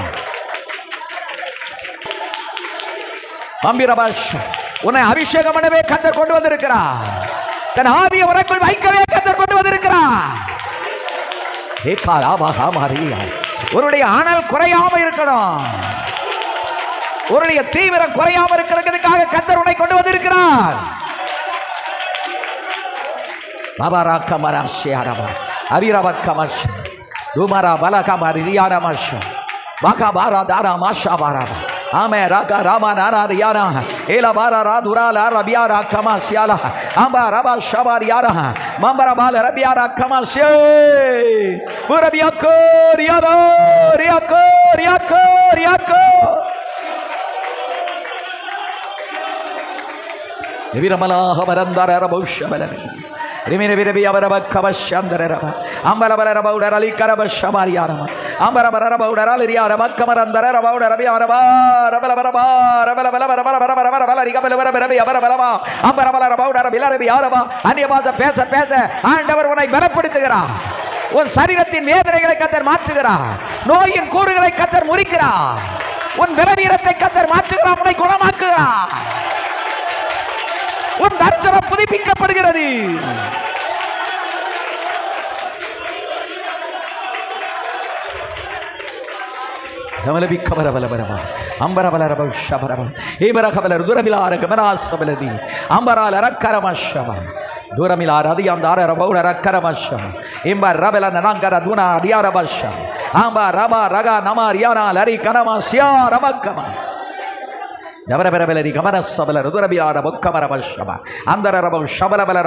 ஆவியானவர் நிறுத்தாத போது நீ நிறுத்தாத ஆவியானவர் உன்னை அசைவாட நினைக்கும் போது நீ விட்டுக்கொடு சோர்ந்து போகாத இந்த காலத்தில் நீ மௌனமாய் இராத இந்த காலத்தில் நீ சோர்ந்து போகாத உன் வாயை திற வார்த்தைகள் வரட்டும் வல்லமை வெளிப்படட்டும் ஆவியானவர் அபிஷேகம் இறங்கட்டும்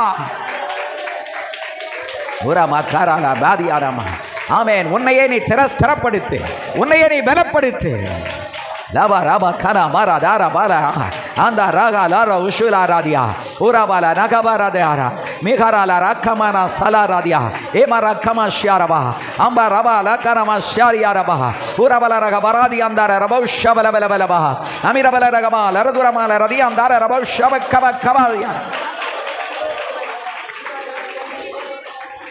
கபார வியாரமா ஷபரபலரபா அம்பிர பலரபவு அரவிக்கரப ஷபாரியார கலாரியாரபக்கவா அந்தரபவு ஷகபரபரபரமா மேம்பர பலரபவு ஷபரபரபரபவு அரவியாரப கவாஷ்யாரபா பாலபரத் தாந்தரபவு ஷந்தரபவு கபரமரமா அந்தரபவு ஷபலபரபலரபவு ரப்யாரப்யாரபக்கவா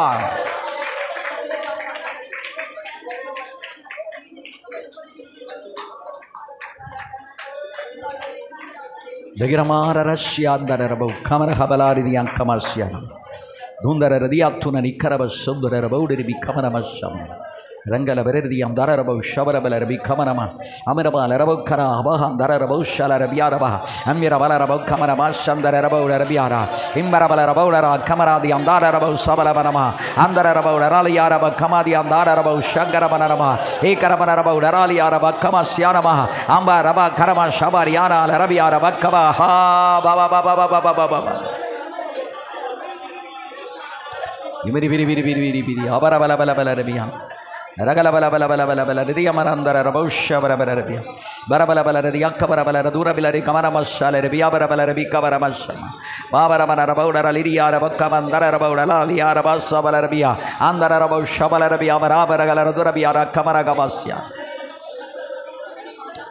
Damira Biribi Ragabiri Rabarabi Ragalaberi Abaraba Kamarandara Rabosh Jesus, hallelujah, amen, amen. அப்படியே உட்காருவோம். ஷக்கபாரா தூரபியா கமர்ஷியானம் பீமாரா கமர்ஷி உங்களை என்னைய ஒரு திட்டத்தோட நோக்கத்தோட கத்தர் வைத்திருக்கிறேன். இந்த உலகத்தில் பெர்ஷியர்களை போன்றவர்களை அழிவுக்கு நியமித்திருந்தார். தேவனுடைய கோபத்துக்கு நியமித்திருந்தார். ஆண்டவர் சொன்னார், என் கோபம் உனக்கு முன்பதாக பற்றி எரியும் என்று சொன்னார். அல்லேலூயா. யாத்திராகமம் 23:23 வாசிங்க. யாத்திராகமம் 23:23 என் தூதனானவர் உனக்கு முன் சென்று எமோரியரும் ஏத்தியரும் பெரிஷியரும் கானானியரும் ஏவியரும் எபூசியரும் இருக்க இடத்துக்கு உன்னை நடத்தி கொண்டு போவார். அவர்களை நான் அதம் பண்ணுவேன். நீ அவர்களுடைய தேவர்களை பணிந்து கொள்ளாமலும் சேவியாமலும் அவர்களை செய்கையின்படி செய்யாமலும் அவர்கள் நிர்மூலம் பண்ணி அவர்களுடைய சிலைகளை உடைத்து போடுவாயாக. உன் தேவனாய கர்த்தரையே சேவிக்கிறவர்கள். அவர் உன் அப்பத்தையும் உன் தண்ணீரையும் ஆசீர்வதிப்பார். வியாதியை உன்னிலிருந்து விலக்குவேன். போதும் பாருங்க. ஆபிரகாமுக்கு சொன்னார், இவர்களை விரட்டிட்டு நான் அந்த தேசத்தை உனக்கு தருவேன். இப்போது ஆபிரகாம் காலம் முடிந்து, ஈசாக்கின் காலம் முடிந்து, யாக்கோவின் காலம் முடிந்து, இப்போ யார் காலம் வந்துருச்சு? மோசையினுடைய காலம் வந்துச்சு. இப்போ மோசையினுடைய காலமும் முடிய போகுது. மோசைக்கிட்ட ஆண்டவர் சொல்கிறார், நான் இவர்களை எல்லாம் என்ன செய்வேன்? ஆதம் பண்ணுவேன் என்று ஆண்டவர் சொல்கிறார். இவர்களை எல்லாம் நான் என்ன செய்வேன்? ஆதம் பண்ணுவேன். ஆபிரகாமோடு பேசியிருந்தார், மோசையோடு பேசுகிறார். 34ஆம் அதிகாரம் 11வது வசனத்தை வாசி.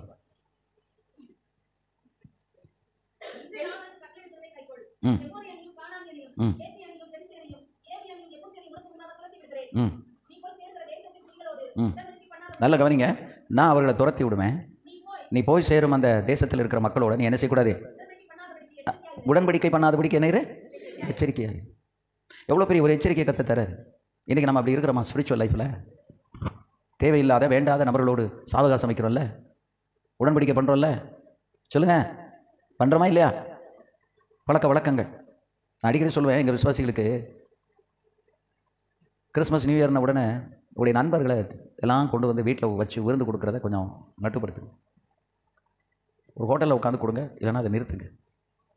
இதை நீங்கள் தொடர்ந்து செய்வீர்களானால் அது உங்களுடைய ஆவிக்குரிய ஜீவியத்துக்கு அது பலவீனம் என்று நான் சொன்னேன். ஆவிக்குரிய ஜீவியத்துக்கு அது என்னது? பலவீனம். ஏன் பலவீனம்னா, உன்னால் அல்லது உனக்குள்ளே இருக்கிற அந்த ஆவியினால், அந்த ஆவியின் பலத்தினால அவர்களுக்குள்ள இருக்கிற ஆவியின் கிரியைகளை ஜெயிக்கிறதுக்கு உனக்கு பலன் போதாது. பலன் போதாது. இப்போ நம்ம எல்லா இடத்துலையும் ஊழியம் செய்கிறோம், எல்லா இடத்துக்கும் போகிறோம், வாரோம், அடித்து தீர்த்து வாரோம்னா நமக்குள்ள ஒரு அழைப்பு இருக்குது, ஒரு அபிஷேகம் இருக்குது. என்ன இருக்குது? அழைப்பும் அபிஷேகம். ஆனால் விசுவாசிகளுக்குள்ள ஊழியக்காரங்களே இந்த மாதிரி வந்து, நான் ஒரு ஊழியக்காரங்கிட்ட சொன்னேன், பிஸ்னஸ் பீப்புளோட நீ டச் வைக்காத அப்படின்னு. பிஸ்னஸ் பீப்புளோட என்ன வைக்காத? டச் வைக்காது. அது ஒரு லிமிட்டோடு வச்சுக்க. எனக்கும் பிஸ்னஸ் பீப்புள் விசுவாசிகளாக இருக்கிறவங்க நிறைய பேர் எனக்கு பழக்கம் உண்டு. நான் அவங்களோட பழகிறதுக்கும் அவங்க என்னோட பழகிறதுக்கும் நீ வந்து அவங்களோட வச்சுருக்கிற பழக்க வழக்கத்துக்கும் வித்தியாசம் இருக்குது. நீ ஜாக்கிரதைன்னு சொன்னேன். அவன் அதை கேட்கல. என்றைக்குமே நீங்கள் ஒரு உண்மையை தெரிந்து கொள்ளுங்கள். இப்போது நான் இந்த இடத்துக்கு ஊழியத்துக்கு வரேன் அப்படின்னா, நீங்கள் எல்லோரும் கூடி வரீங்க, பாஸ்டர் பெக்கர் இருக்கார் அப்படின்னா, என்னைய கத்தர் எப்படி நடத்துகிறாரோ அந்த பாதையில் உங்களை எல்லாம் நான் நடத்திட்டு போகிறதுக்கு தான் என்னை அங்கே கொண்டு வரார் கத்தர். நீங்கள் எல்லாருமா சேர்ந்து உங்கள் விருப்பத்துக்கு என்னை நீங்கள் திருப்புறீங்க அப்படின்னு சொன்னால் நானும் விளங்காமல் போயிடுவேன், நீங்களும் விளங்காமல் போயிடுவேன். நம்ம யாரையும் திருப்பக்கூடாது. நம்ம எல்லாரும் யார் பக்கம் திரும்பணும்? கர்த்தருடைய பக்கம் திரும்பணும். ஒரு ஆளுக்கு ஒன்று வசதி இல்லாமல் இருக்கும், இன்னொரு ஆளுக்கு இன்னொரு காரியம் வசதி இல்லாமல் இருக்கும். ஃபீட்பேக்கிலலாம் அதெல்லாம் எழுத தான் செய்வாங்க. எதை கடைப்பிடிக்கணும், எதை பேசணும், எதை நெக்லெக்ட் பண்ணணும், ஆவியானவர் எனக்கு உணர்த்துவார். அதை விட்டுட்டு அதை பேசிட்டு போயிட்டே இருக்கு. ஆமென், அல்லேலூயா. போன டிசம்பர் மாதத்தில் ஒரு ஊழியக்காரர் எழுதினார், இந்த ஒரே இடத்துல வைக்கிறதுக்கு பல சபைகளில் வச்சா எப்படி இருக்கும் அப்படின்னு ஒரு கருத்து எழுதியிருந்தார். நான் அதை கேட்டுட்டு அப்படியே சரி வச்சுட்டேன். இவ்வளோ நாளும் அந்த ரகசியத்தை கூட என்ன செய்யலை, அந்த ஊழியக்காரருக்கு புரியலை. போகிற பக்கம் ஒரு சஜஷனை கொடுத்துட்டு போவோம். அது தேவ சித்தமா? அப்படி நடத்தினா அந்த ஊழியர் கூட்டம் உருப்படுமா? அல்லது அந்த கூட்டத்தை ஒரு இடத்துல மாற்றி வைக்கும்போது அதை அவங்க உருப்படியாக நடத்துவாங்களா? அதுக்குரிய அழைப்பு அவங்ககிட்ட இருக்கா, தியாகம் இருக்கா அப்படிங்கிறத உனக்கு தெரியுமா? தெரியாது. சும்மா நான் ஒரு 4 வரி தானே அப்படி எழுதிட்டு இப்படி யோசிங்களேன். எனக்கு அதை பார்த்த உடனே ரொம்ப வேதனையாக இருந்துச்சு. இவ்வளவு நாள் இத்தனை வருஷம் இங்கே எத்தனை வருஷமாக நடந்துக்கிட்டு இருக்கு? 10 வருஷம் இருக்குமா? 2014 16 ஜூலை எத்தனை வருஷம் ஆச்சு? 7வது வருஷம். 7வது வருஷம் நடந்துக்கிட்டு இருக்கு. 7 வருஷமும் ஒரே இடத்துக்கு நான் வர்றதுக்கு நான் கிறுக்கல்ல. என்னை கர்த்தர் கொண்டு வருகிறேன். நீங்களும் ஒரே கூடத்துக்கு ஒரு ஆள் பிரசங்கத்தை கேட்கறதுக்கு திரும்ப திரும்ப வந்துக்கிட்டு இருக்கீங்க. நீங்களும் பைத்தியங்கள் இல்லை. உங்களை கர்த்தர் கொண்டு வருகிறார். உண்மையா இல்லையா? அப்போ நம்ம ஆவியினால் நடத்தப்படுறோமா, மாம்சத்தில் திட்டமிட்டு மாம்சத்தினால் நடத்தப்படுறோமா? ஆவியினால் நடந்தால் நீடிக்கும், மாம்சத்தில் நடந்தால் போயிடும். சிலர் எனக்கு ஃபோன் பண்ணுவாங்க, ஐயா நீங்கள் பல இடங்களுக்கு போகிறீங்க, எங்கள் ஊருக்கு வாங்க, நான் உங்களுக்கு ஒரு கூட்டம் அரேஞ்ச் பண்ணுறேன் அப்படி இப்படிம்பாங்க. முதல்ல ஜெபம் பண்ணுங்க. முதல்ல ஜெபம் பண்ணுங்க. வர்றது போகிறதெல்லாம் 2வது இருக்கட்டும். என்ன கர்த்தர் அங்கே கொண்டு வரணும் அப்படின்னு சித்தம் இருந்தால் எல்லா தடையும் உடைச்சி உங்கள் நடுவில் என்னை கொண்டு வந்து நிறுத்துவார். நீங்கள் ஜெபம் பண்ணுங்க. அதுக்கப்புறம் அவங்க எங்கே ஃபோன் பண்ணுவாங்க? அது எதனால் அந்த ஃபோன் கால் எதனால் வந்தது? எமோஷனல்னால் வந்தது, உணர்ச்சினால் வந்தது. எல்லாம் நடத்துனாங்க, நம்மளும் ஒரு தடவை கூப்பிட்டு நடத்துவோம். ஒரு இடத்துக்கு என்னை கூப்பிட்டாங்க, ஐயா நீங்கள் வர முடியுமா? முதல்ல ஜெபம் பண்ணுங்க. நானும் ஜெபம் பண்ணுறேன், தேவ சித்தம்னா பார்க்கலாம். நீங்கள் வரும்போது எல்லாருக்கும் ஒரு கிஃப்ட் கொண்டு வாங்க அப்படின்னு. எல்லாருக்கும் ஒரு கிஃப்ட், எல்லாருக்கும் ஒரு நல்ல சாப்பாடு போடணும், அதுக்கு ரூபாய் ஆயத்தமாக கொண்டு வாங்க அப்படின்னு. நான் எதுவுமே இல்லை மாட்டேன்னு சொல்லலை. ஜெபம் பண்ணுங்க, ஜெபம் பண்ணுங்க, ஜெபம் பண்ணுங்க. என்ன செய்யணும்? ஜெபம். அதுக்கப்புறம் அவங்க இங்கே நம்ம பாச்சா பழிக்காது. ஊழியம் அப்படிங்கிறது லாபத்துக்காக செய்கிறது இல்லை. முதல்ல ஊழியம் தேவ சித்தத்தை நிறைவேற்றுறதுக்காக செய்கிறது. அல்லேலூயா. அப்போ ஊழியத்தை தேவ சித்தத்தை நிறைவேற்றுறதுக்கு இப்போ இந்த ஊழியம் ஊழியர்களை உருவாக்குகிற உன்னத ஊழியம். இங்கே உருவாக்கிட்டு இருக்கீங்களா, உருப்படாமல் போய்கிட்டு இருக்கீங்களா? நான் உருப்படாமல் போய்கிட்டு இருக்கேன் அப்படின்னு சொல்கிறவங்களாம் கை வைத்து ஒரு ஆமைன்னு சொல்லுங்க பார்ப்போம். நான் உருவாக்கிட்டு இருக்கேன்னு சொல்கிறவங்களாம் ஒரு அலையிலையா சொல்லுங்க பார்ப்போம். அப்போ எல்லாரையும் கர்த்தர் என்ன செஞ்சுட்டு இருக்காரு? சரி, நீங்கள் உருவாக்கிட்டு இருக்கீங்க, உங்கள் சைடு ரைட்டு. இவ்வளோ மாதம் நான் இங்கே வரேனே, நான் உருவாக்குறேன்னா உருப்படாமல் போய்கிட்டு இருக்கேனா? கழுதை தேஞ்சா என்ன தான் கட்டு இருக்கு. இப்போ நான் இங்கே நானும் என்ன செய்யணும்? உருவாக்கப்படணுங்க. சாரி, இரும்பு இரும்பை கரிக்கிடும். நீதிமொழியில் இருக்கா இல்லையா? இரும்பு இரும்பை கரிக்கிடும். ஏன் அப்படி சொல்லியிருக்கேன்? என்னம்மா பாஸ் ராஜகுமார் என்ன சொல்லுங்க? இரும்பு இரும்பை தான் கற்க முடியும். இரும்பு இரும்பை கற்கிடும். அதுபோல் நீங்களும் இரும்பாக இருந்தால் தான் நானும் ஒரு இரும்பாக இருந்து நானும் கற்கப்படுவேன், நீங்களும் கற்கப்படுவீங்க. அல்லேலூயா. இப்போ நான் ஒவ்வொரு இடங்களும் சொல்லிகிட்டு இருக்கேன். நீங்கள் மாதத்துக்கு ஒரு இடத்துக்கு வரீங்க, நான் ஒரு மாதம் முழுதும் 14 இடத்துக்கு போய் நான் கற்கப்படுறேன். இந்த ஊழியக்காரர்களுக்கு பேச பேச எனக்குள்ள பரிசுத்தம் கூடுது, எனக்குள்ள ஆவியின் அபிஷேகம் கூடுது, ஆவியின் நிறைவு கூடுது, வெளிப்பாடு கூடுது, வசனம் கிடைக்குது, பிரசங்கம் பண்ணுறோம். தேவ ஆவியானவர் என்னை ஆவிக்குள்ளே ஆக்கிக்கொண்டே இருக்கிறார். அல்லேலூயா. என்னுடைய சபையும் வளர்ந்து கொண்டு இருக்கிறது. நான் அடிக்கடி ஆண்டவரை சொல்கிறேன், ஆண்டவரே நீர் தந்த ஊழியத்தை நான் ஊராக போய் அலைஞ்சு செஞ்சுக்கிட்டு இருக்கேன். நான் அங்கே இருந்து நான் ஒன்றும் செய்யலை. எனக்கு நீங்கள் தயவு செய்து ஆலயத்தை நிரப்புங்க, எல்லா பக்கமும் நிரம்பணும். ஆத்துமாக்களை தூண்டி விடுங்க, போய் ஆத்துமாக்களை ஆதாயம் பண்ணட்டும். ஏன்னா நான் உங்கள் நடுவில் ஊழியம் செய்யும்போது எனக்கு அங்கே ஒரு லாபம் வேணுமா வேண்டாமா? என்னுடைய சபை கட்டப்படணுமா வேண்டாமா? என்னுடைய தேவை சந்திக்கப்படணுமா வேண்டாமா? எல்லாமே சந்திக்கப்பட்டு கொண்டிருக்கிறது. ஆத்துமாக்களையும் தந்து கொண்டிருக்கிறார். கர்த்தருடைய பரிசுத்த நாமத்துக்கு மகிமை உண்டாவதாக. அல்லேலூயா. நீங்களும் தியாகம் பண்ணி நீங்கள் செய்தீங்கன்னா உங்கள் ஊழியத்தையும் அதுபோல் பொறுப்பெடுத்து கர்த்தர் ஆசீர்வதிப்பார். உங்களுக்கு அது எல்லாத்தையும் கர்த்தர் தருவார். உட்காருங்க தேவ சமூகத்தில். அல்லேலூயா. யாரை நோக்கி பார்க்கணும்? கர்த்தரை நோக்கி பாருங்கள். வாசல்களை கர்த்தர் திறப்பார், வழிகளை கர்த்தர் திறப்பார். அல்லேலூயா. எதுவுமே நம்ம கையில் ஒன்றும் இல்லைங்க. நம்ம கையில் ஒன்றும் இல்லை. போன ஞாயிற்றுக்கிழமை, இந்த ஞாயிற்றுக்கிழமைக்கு முந்தின ஞாயிற்றுக்கிழமை இப்போ ஒரு 23,000 ரூபாய்க்கு இந்த கேபிள், பிஎஸ் சிஸ்டத்துக்குரிய கேபிள், மைக்கு, இந்த மைக்கு எல்லாம் வாங்கணும். ஏன்னா 2 மைக்கு, நீங்களும் ஒரு மைக்கு கொஞ்சம் கொடுத்தீங்க, அதையும் வாங்கணும். அது ரிப்பேராக போச்சு, அது வாங்கி யூஸ் பண்ண முடியல. ஆக மொத்தம் 300 ராமநாதபுரத்தில் ஒரு மைக் கொடுத்தாங்க, அதையும் வாங்கி அது ரிப்பேராக போச்சு. எல்லாமே புதுசு, எல்லாமே போச்சு. அதுக்கப்புறம் நம்ம பாம்பே போயிருக்கும்போது இந்த மைக்கை வாங்கிட்டு வந்தேன், 8,500 ரூபா. அதில் வந்து கிட்டத்தட்ட ஒருத்தர் 5,000 ரூபா கொடுத்துட்டாரு, இன்னொருத்தவங்க 10,000 கொடுத்துட்டாங்க. 15,000 போனால் 8,000 ரூபா வர வேண்டியிருந்தது. அப்போ நான் சபையில் சொல்லி ஒரு காணிக்கை எடுத்தேன். அந்த சபையில் சொல்லி காணிக்கை எடுத்து முடிச்சுட்டு நான் வீட்டுக்கு வந்து நிற்கிறேன். சென்னையில் இருக்க ஒரு விசுவாசி ஃபோன் பண்ணி, பாஸ்டர் நான் இப்போ உங்கள் அக்கௌண்ட்டுக்கு 10,000 ரூபா அனுப்பியிருக்கேன், அந்த ஏதோ நீங்கள் வாங்கணும் நீங்கள அப்படின்னு சொல்லி அவங்க அனுப்பிட்டாங்க. எங்கேருந்து கேட்குறாங்க? தூரத்துலேருந்து கேட்குறாங்க. உள்ளத்தில் ஆண்டவர் கிரியை செஞ்சால் தான் ஏதாவது ஒன்று செய்ய முடியும். ஆமே, அல்லேலூயா. அப்போது அங்கே இருக்கிற ஜனங்கள் தியாகம் பண்ணி காணிக்கை போட்டு அதை எடுத்துகிட்டு வந்து உங்கள் நடுவில் வந்து நான் ஊழியம் செய்யும்போது எனக்கு ஒரு நன்மையை கத்துறாங்க, செய்கிறாரா இல்லையா? இதை பிரின்சிபலாக நீங்கள் இதை வச்சு கிளைம் பண்ணுங்கள். அவங்களுக்கு அந்த ஊழியத்தில் அப்படி செய்தீங்கன்னா எங்களுக்கு அதை செய்யுங்க ஆண்டவர். நிச்சயமாக நான் சொல்கிறேன், இந்த வருஷத்தில் உங்களுக்கு நிறைய காரியங்கள் அப்படி கதை செய்வார். அல்லேலூயா. கொடுக்குறவங்களை தான் கத்தர் ஆசீர்வதிப்பார், வாங்குறவங்களை கத்தர் ஆசீர்வதிக்க மாட்டேன். அப்படியே வாங்கினாலும் நம்மளும் கொடுக்கணும்னு சொன்னல, நம்மளே பாதிக்கப்பட்டு இருந்தாலும் பாதிக்கப்பட்ட நான் இந்த மாதிரி தண்ணி வந்துட்டு வீடு மூழ்கி போச்சு, ராஜன் வீடு இப்படி ஆயிடுச்சு. உடனே எனக்கு தெரிஞ்ச ஒரு சகோதரிக்கு ஃபோன் பண்ணேன். அவங்க 10,000 20,000 அனுப்புனாங்க, அவங்க ஃப்ரெண்டு. அதுக்கடுத்து சபையில் சொன்னேன், 72,000 ரூபா காணிக்க ஜனங்கள் தந்தாங்க. யார் யார் பாதிக்கப்பட்டாங்கன்னு பார்த்து அவங்களுக்கெல்லாம் அந்த இதை பகிர்ந்து கொடுத்தோம். ஒரு சர்ச் ஆத்தோரத்தில் இந்த சர்ச் கம்ப்ளீட் அடிச்சுட்டு போயிடுச்சு. 7 லட்சம் ரூபாய் பொருட்களை போய்த்து. அருமையான கர்த்தருடைய பிள்ளைகளே, பரிதவிக்கிறவர்களோடு பரிதவிக்கணும், அழுகிறவர்களோடு அழணும். அல்லேலூயா. நமக்கு அந்த இருதயம் இருக்கணும். அப்போ தான் ஆண்டவர் நம்ம மேலே கிருபையாக இருந்து நம்மளை பார்ப்பார். ஆமே. ஸோ இதெல்லாம் நம்ம இப்படி தூண்டப்படுவதற்கு, ஏவப்படுவதற்கும் நம்ம ஆளாகணும் அப்படின்னா ஒன்றும் இல்லை, நீங்கள் ஆவிக்குள்ளாக இருக்கணும். எதில் இருக்க சொல்லுங்கள்? ஆவிக்குள்ளாக இருக்கும். ஆவிக்குள்ளே இருக்கும்போது உங்களை அவர் நடத்துவார், கரம் பிடித்து நடத்துவார். அவர் சொல்லியிருக்காரு, உன் கைகளை பிடித்து நான் உன்னை நடத்துவேன். நீங்கள் அதை அனுபவிச்சிங்கன்னா தான் உங்கள் விசுவாசிகளுக்கு நீங்கள் தைரியமாக உங்கள் அனுபவத்தை சொல்ல முடியும். இப்போ நான் அனுபவிக்கிறதுனால நான் உங்களுக்கு சொல்கிறேன், என் கையில் வர்றதை நான் எதுவுமே எங்களுக்கு நாங்கள் வச்சுக்கிட்டது இல்லை. ஆனால் எங்களை ஒரு நாளும் கர்த்தர் வெட்கப்படுத்தவில்லை. அல்லேலூயா. ஆமே. உழைக்கிற காலம், ஓடுற காலம், வெளிப்பாடுகளை பெறுற காலம், ஜெபிக்கிற காலம், அழுகிற காலம், கர்த்தருடைய பாதத்தில் விழுந்து கிடக்கிற காலம், பாரப்படுகிற காலம். இந்த காலத்தில் நாம் எப்படி இருக்கக்கூடாது? மௌனமாக இருக்கக்கூடாது. பாம்பேக்கு போயிருக்கும்போது எனக்கு அந்த 3 நாள் 13, 14, 15 3 நாள் கேட்ட உடனே நான் பாஸ்டர் மேடம் சொன்னேன், நான் அந்த 3 நாள் மீட்டிங் போகிறேன், என் கூட நீ வா, கொஞ்சம் ரெஸ்ட் எடு. ஏன்னா 31ஆம் தேதியிலேருந்து எங்களுக்கு கொஞ்சம் கூட ரெஸ்ட் இல்லை. டெய்லி 2 மணிக்கு தான் தூங்கிட்டு இருக்கோம், ஓடிட்டே இருக்கிறோம். அப்போ சரி அப்படின்ட்டு வந்தாங்க. இவங்க வர்றதை கேள்விப்பட்ட உடனே இவங்களுக்கு அந்த மீட்டிங் ஒழுங்கு பண்ணிட்டாங்க. கட்சியில் நான் 10 மெசேஜ் கொடுக்க வேண்டியிருந்துச்சு, அவங்க 9 மெசேஜ் கொடுத்தாங்க.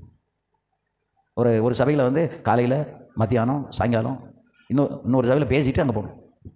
சொன்னேன், சரி நம்ம ரெஸ்ட் எடுக்கணும் வந்தால் இப்போ என்ன இல்லை, ரெஸ்ட் இல்லை, அங்கே போய் எடுத்துக்கணும். இன்றைக்கு வரைக்கும் ரெஸ்ட் எடுக்கல, ஓடிட்டு. என்ன போட்டு ரெஸ்ட் எடுக்க? வாய்ப்பு கிடைக்கும் போது பயன்படுத்தணும். ஊர் வழியை போகிற மாடை பிடிச்சி கொடுத்துட்டு விடுவாங்க. அந்த மாதிரி எங்கெல்லாம் நமக்கு ஆப்பர்ச்சுனிட்டி கிடைக்கிறதோ, தருணங்கள் கிடைக்கிறதோ, கர்த்தருடைய வசனத்தை விதைக்கிறது. ஏன்னா இருதயம் ஃபுல்லாக வசனம் இருக்குது, இருதயம் ஃபுல்லாக அனுபவம் இருக்குது. அப்போ நம்ம அனுபவங்களையும் வார்த்தைகளையும் வசனங்களையும் கொட்டி தீர்த்தா அங்கே பெரிய எழுப்புதலை கத்தை நமக்கு கொடுப்பார். ஆமென். வாசல்களை கத்தை திறப்பார். ஸோ இந்த வருஷத்தில் ஆவியானவர் உங்களுக்கு சொல்லுகிற காரியம், யாரும் சோம்பேறித்தனமாக இருக்காதீங்க. பெண்களும் சரி, ஆண்களும் சரி, ஒரு நிமிஷத்தை வேஸ்ட் பண்ணாதீங்க, ஜெபிங்க. இந்திய தேசம் ஒரு பாழான நிலைமைக்குள்ளே போகுது. அது ஆகவே இந்த தேசத்துக்கு நம்ம எச்சரிப்பு கொடுத்து கொண்டாங்கம்மா இப்படி கொண்டாங்க. நம்ம அந்த தேசத்தில் வந்து கர்த்தர் வந்து பெரிய காரியங்களை நம்ம தேசத்தில் செய்யணும்னா என்ன செய்யணும்?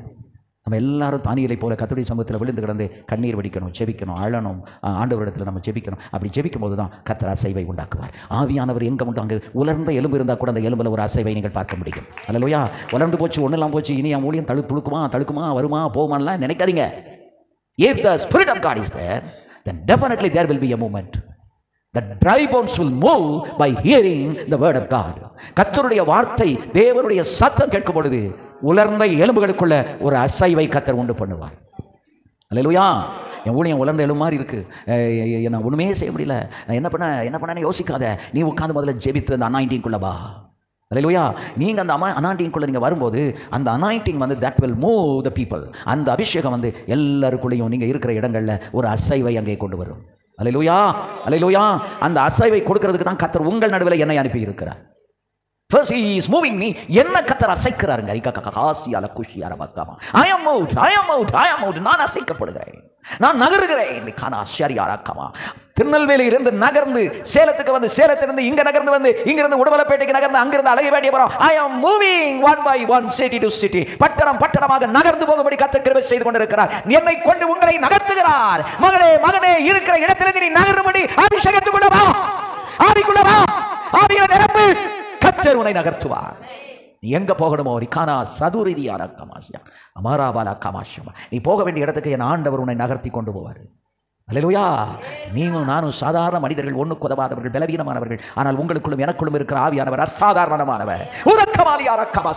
எல்லாரும் முழங்கால் படிக்கிட்டு அந்த அசாதாரணமான ஆவியானவரை ஆட்கொள்ளும்படியாக எல்லாரும் செவிங்க. ரிகா கூரவியா கசிலியாரா பராபா ஷபாரியாரா ரிகரவசியாரா அந்த ரபலா கரவசியாரா பாரதியாரா தரதியாரா கமலா அந்த ரபல ரபஷபலபலபியா நீபாரா கமலார தியானா துரபில ரிகரவா சத்துரபியாரா அம்பரபல ரபஷபரபரபர அகிரபல ரகபலருது ஷராரியாரா நீபாரா கலமா சகுரிபியா பரபக்க அந்த ரபஷபரபரபரமா ரகல பரபவுர ரபிலார கரவ ஷாதரதி மீமரஹால தியாந்தர ரபௌ கமலகபல சியாலபக்கமா ஆமே லக ரமக்கமா. கர்த்தர் உன்னை நகரச் செய்யட்டும்.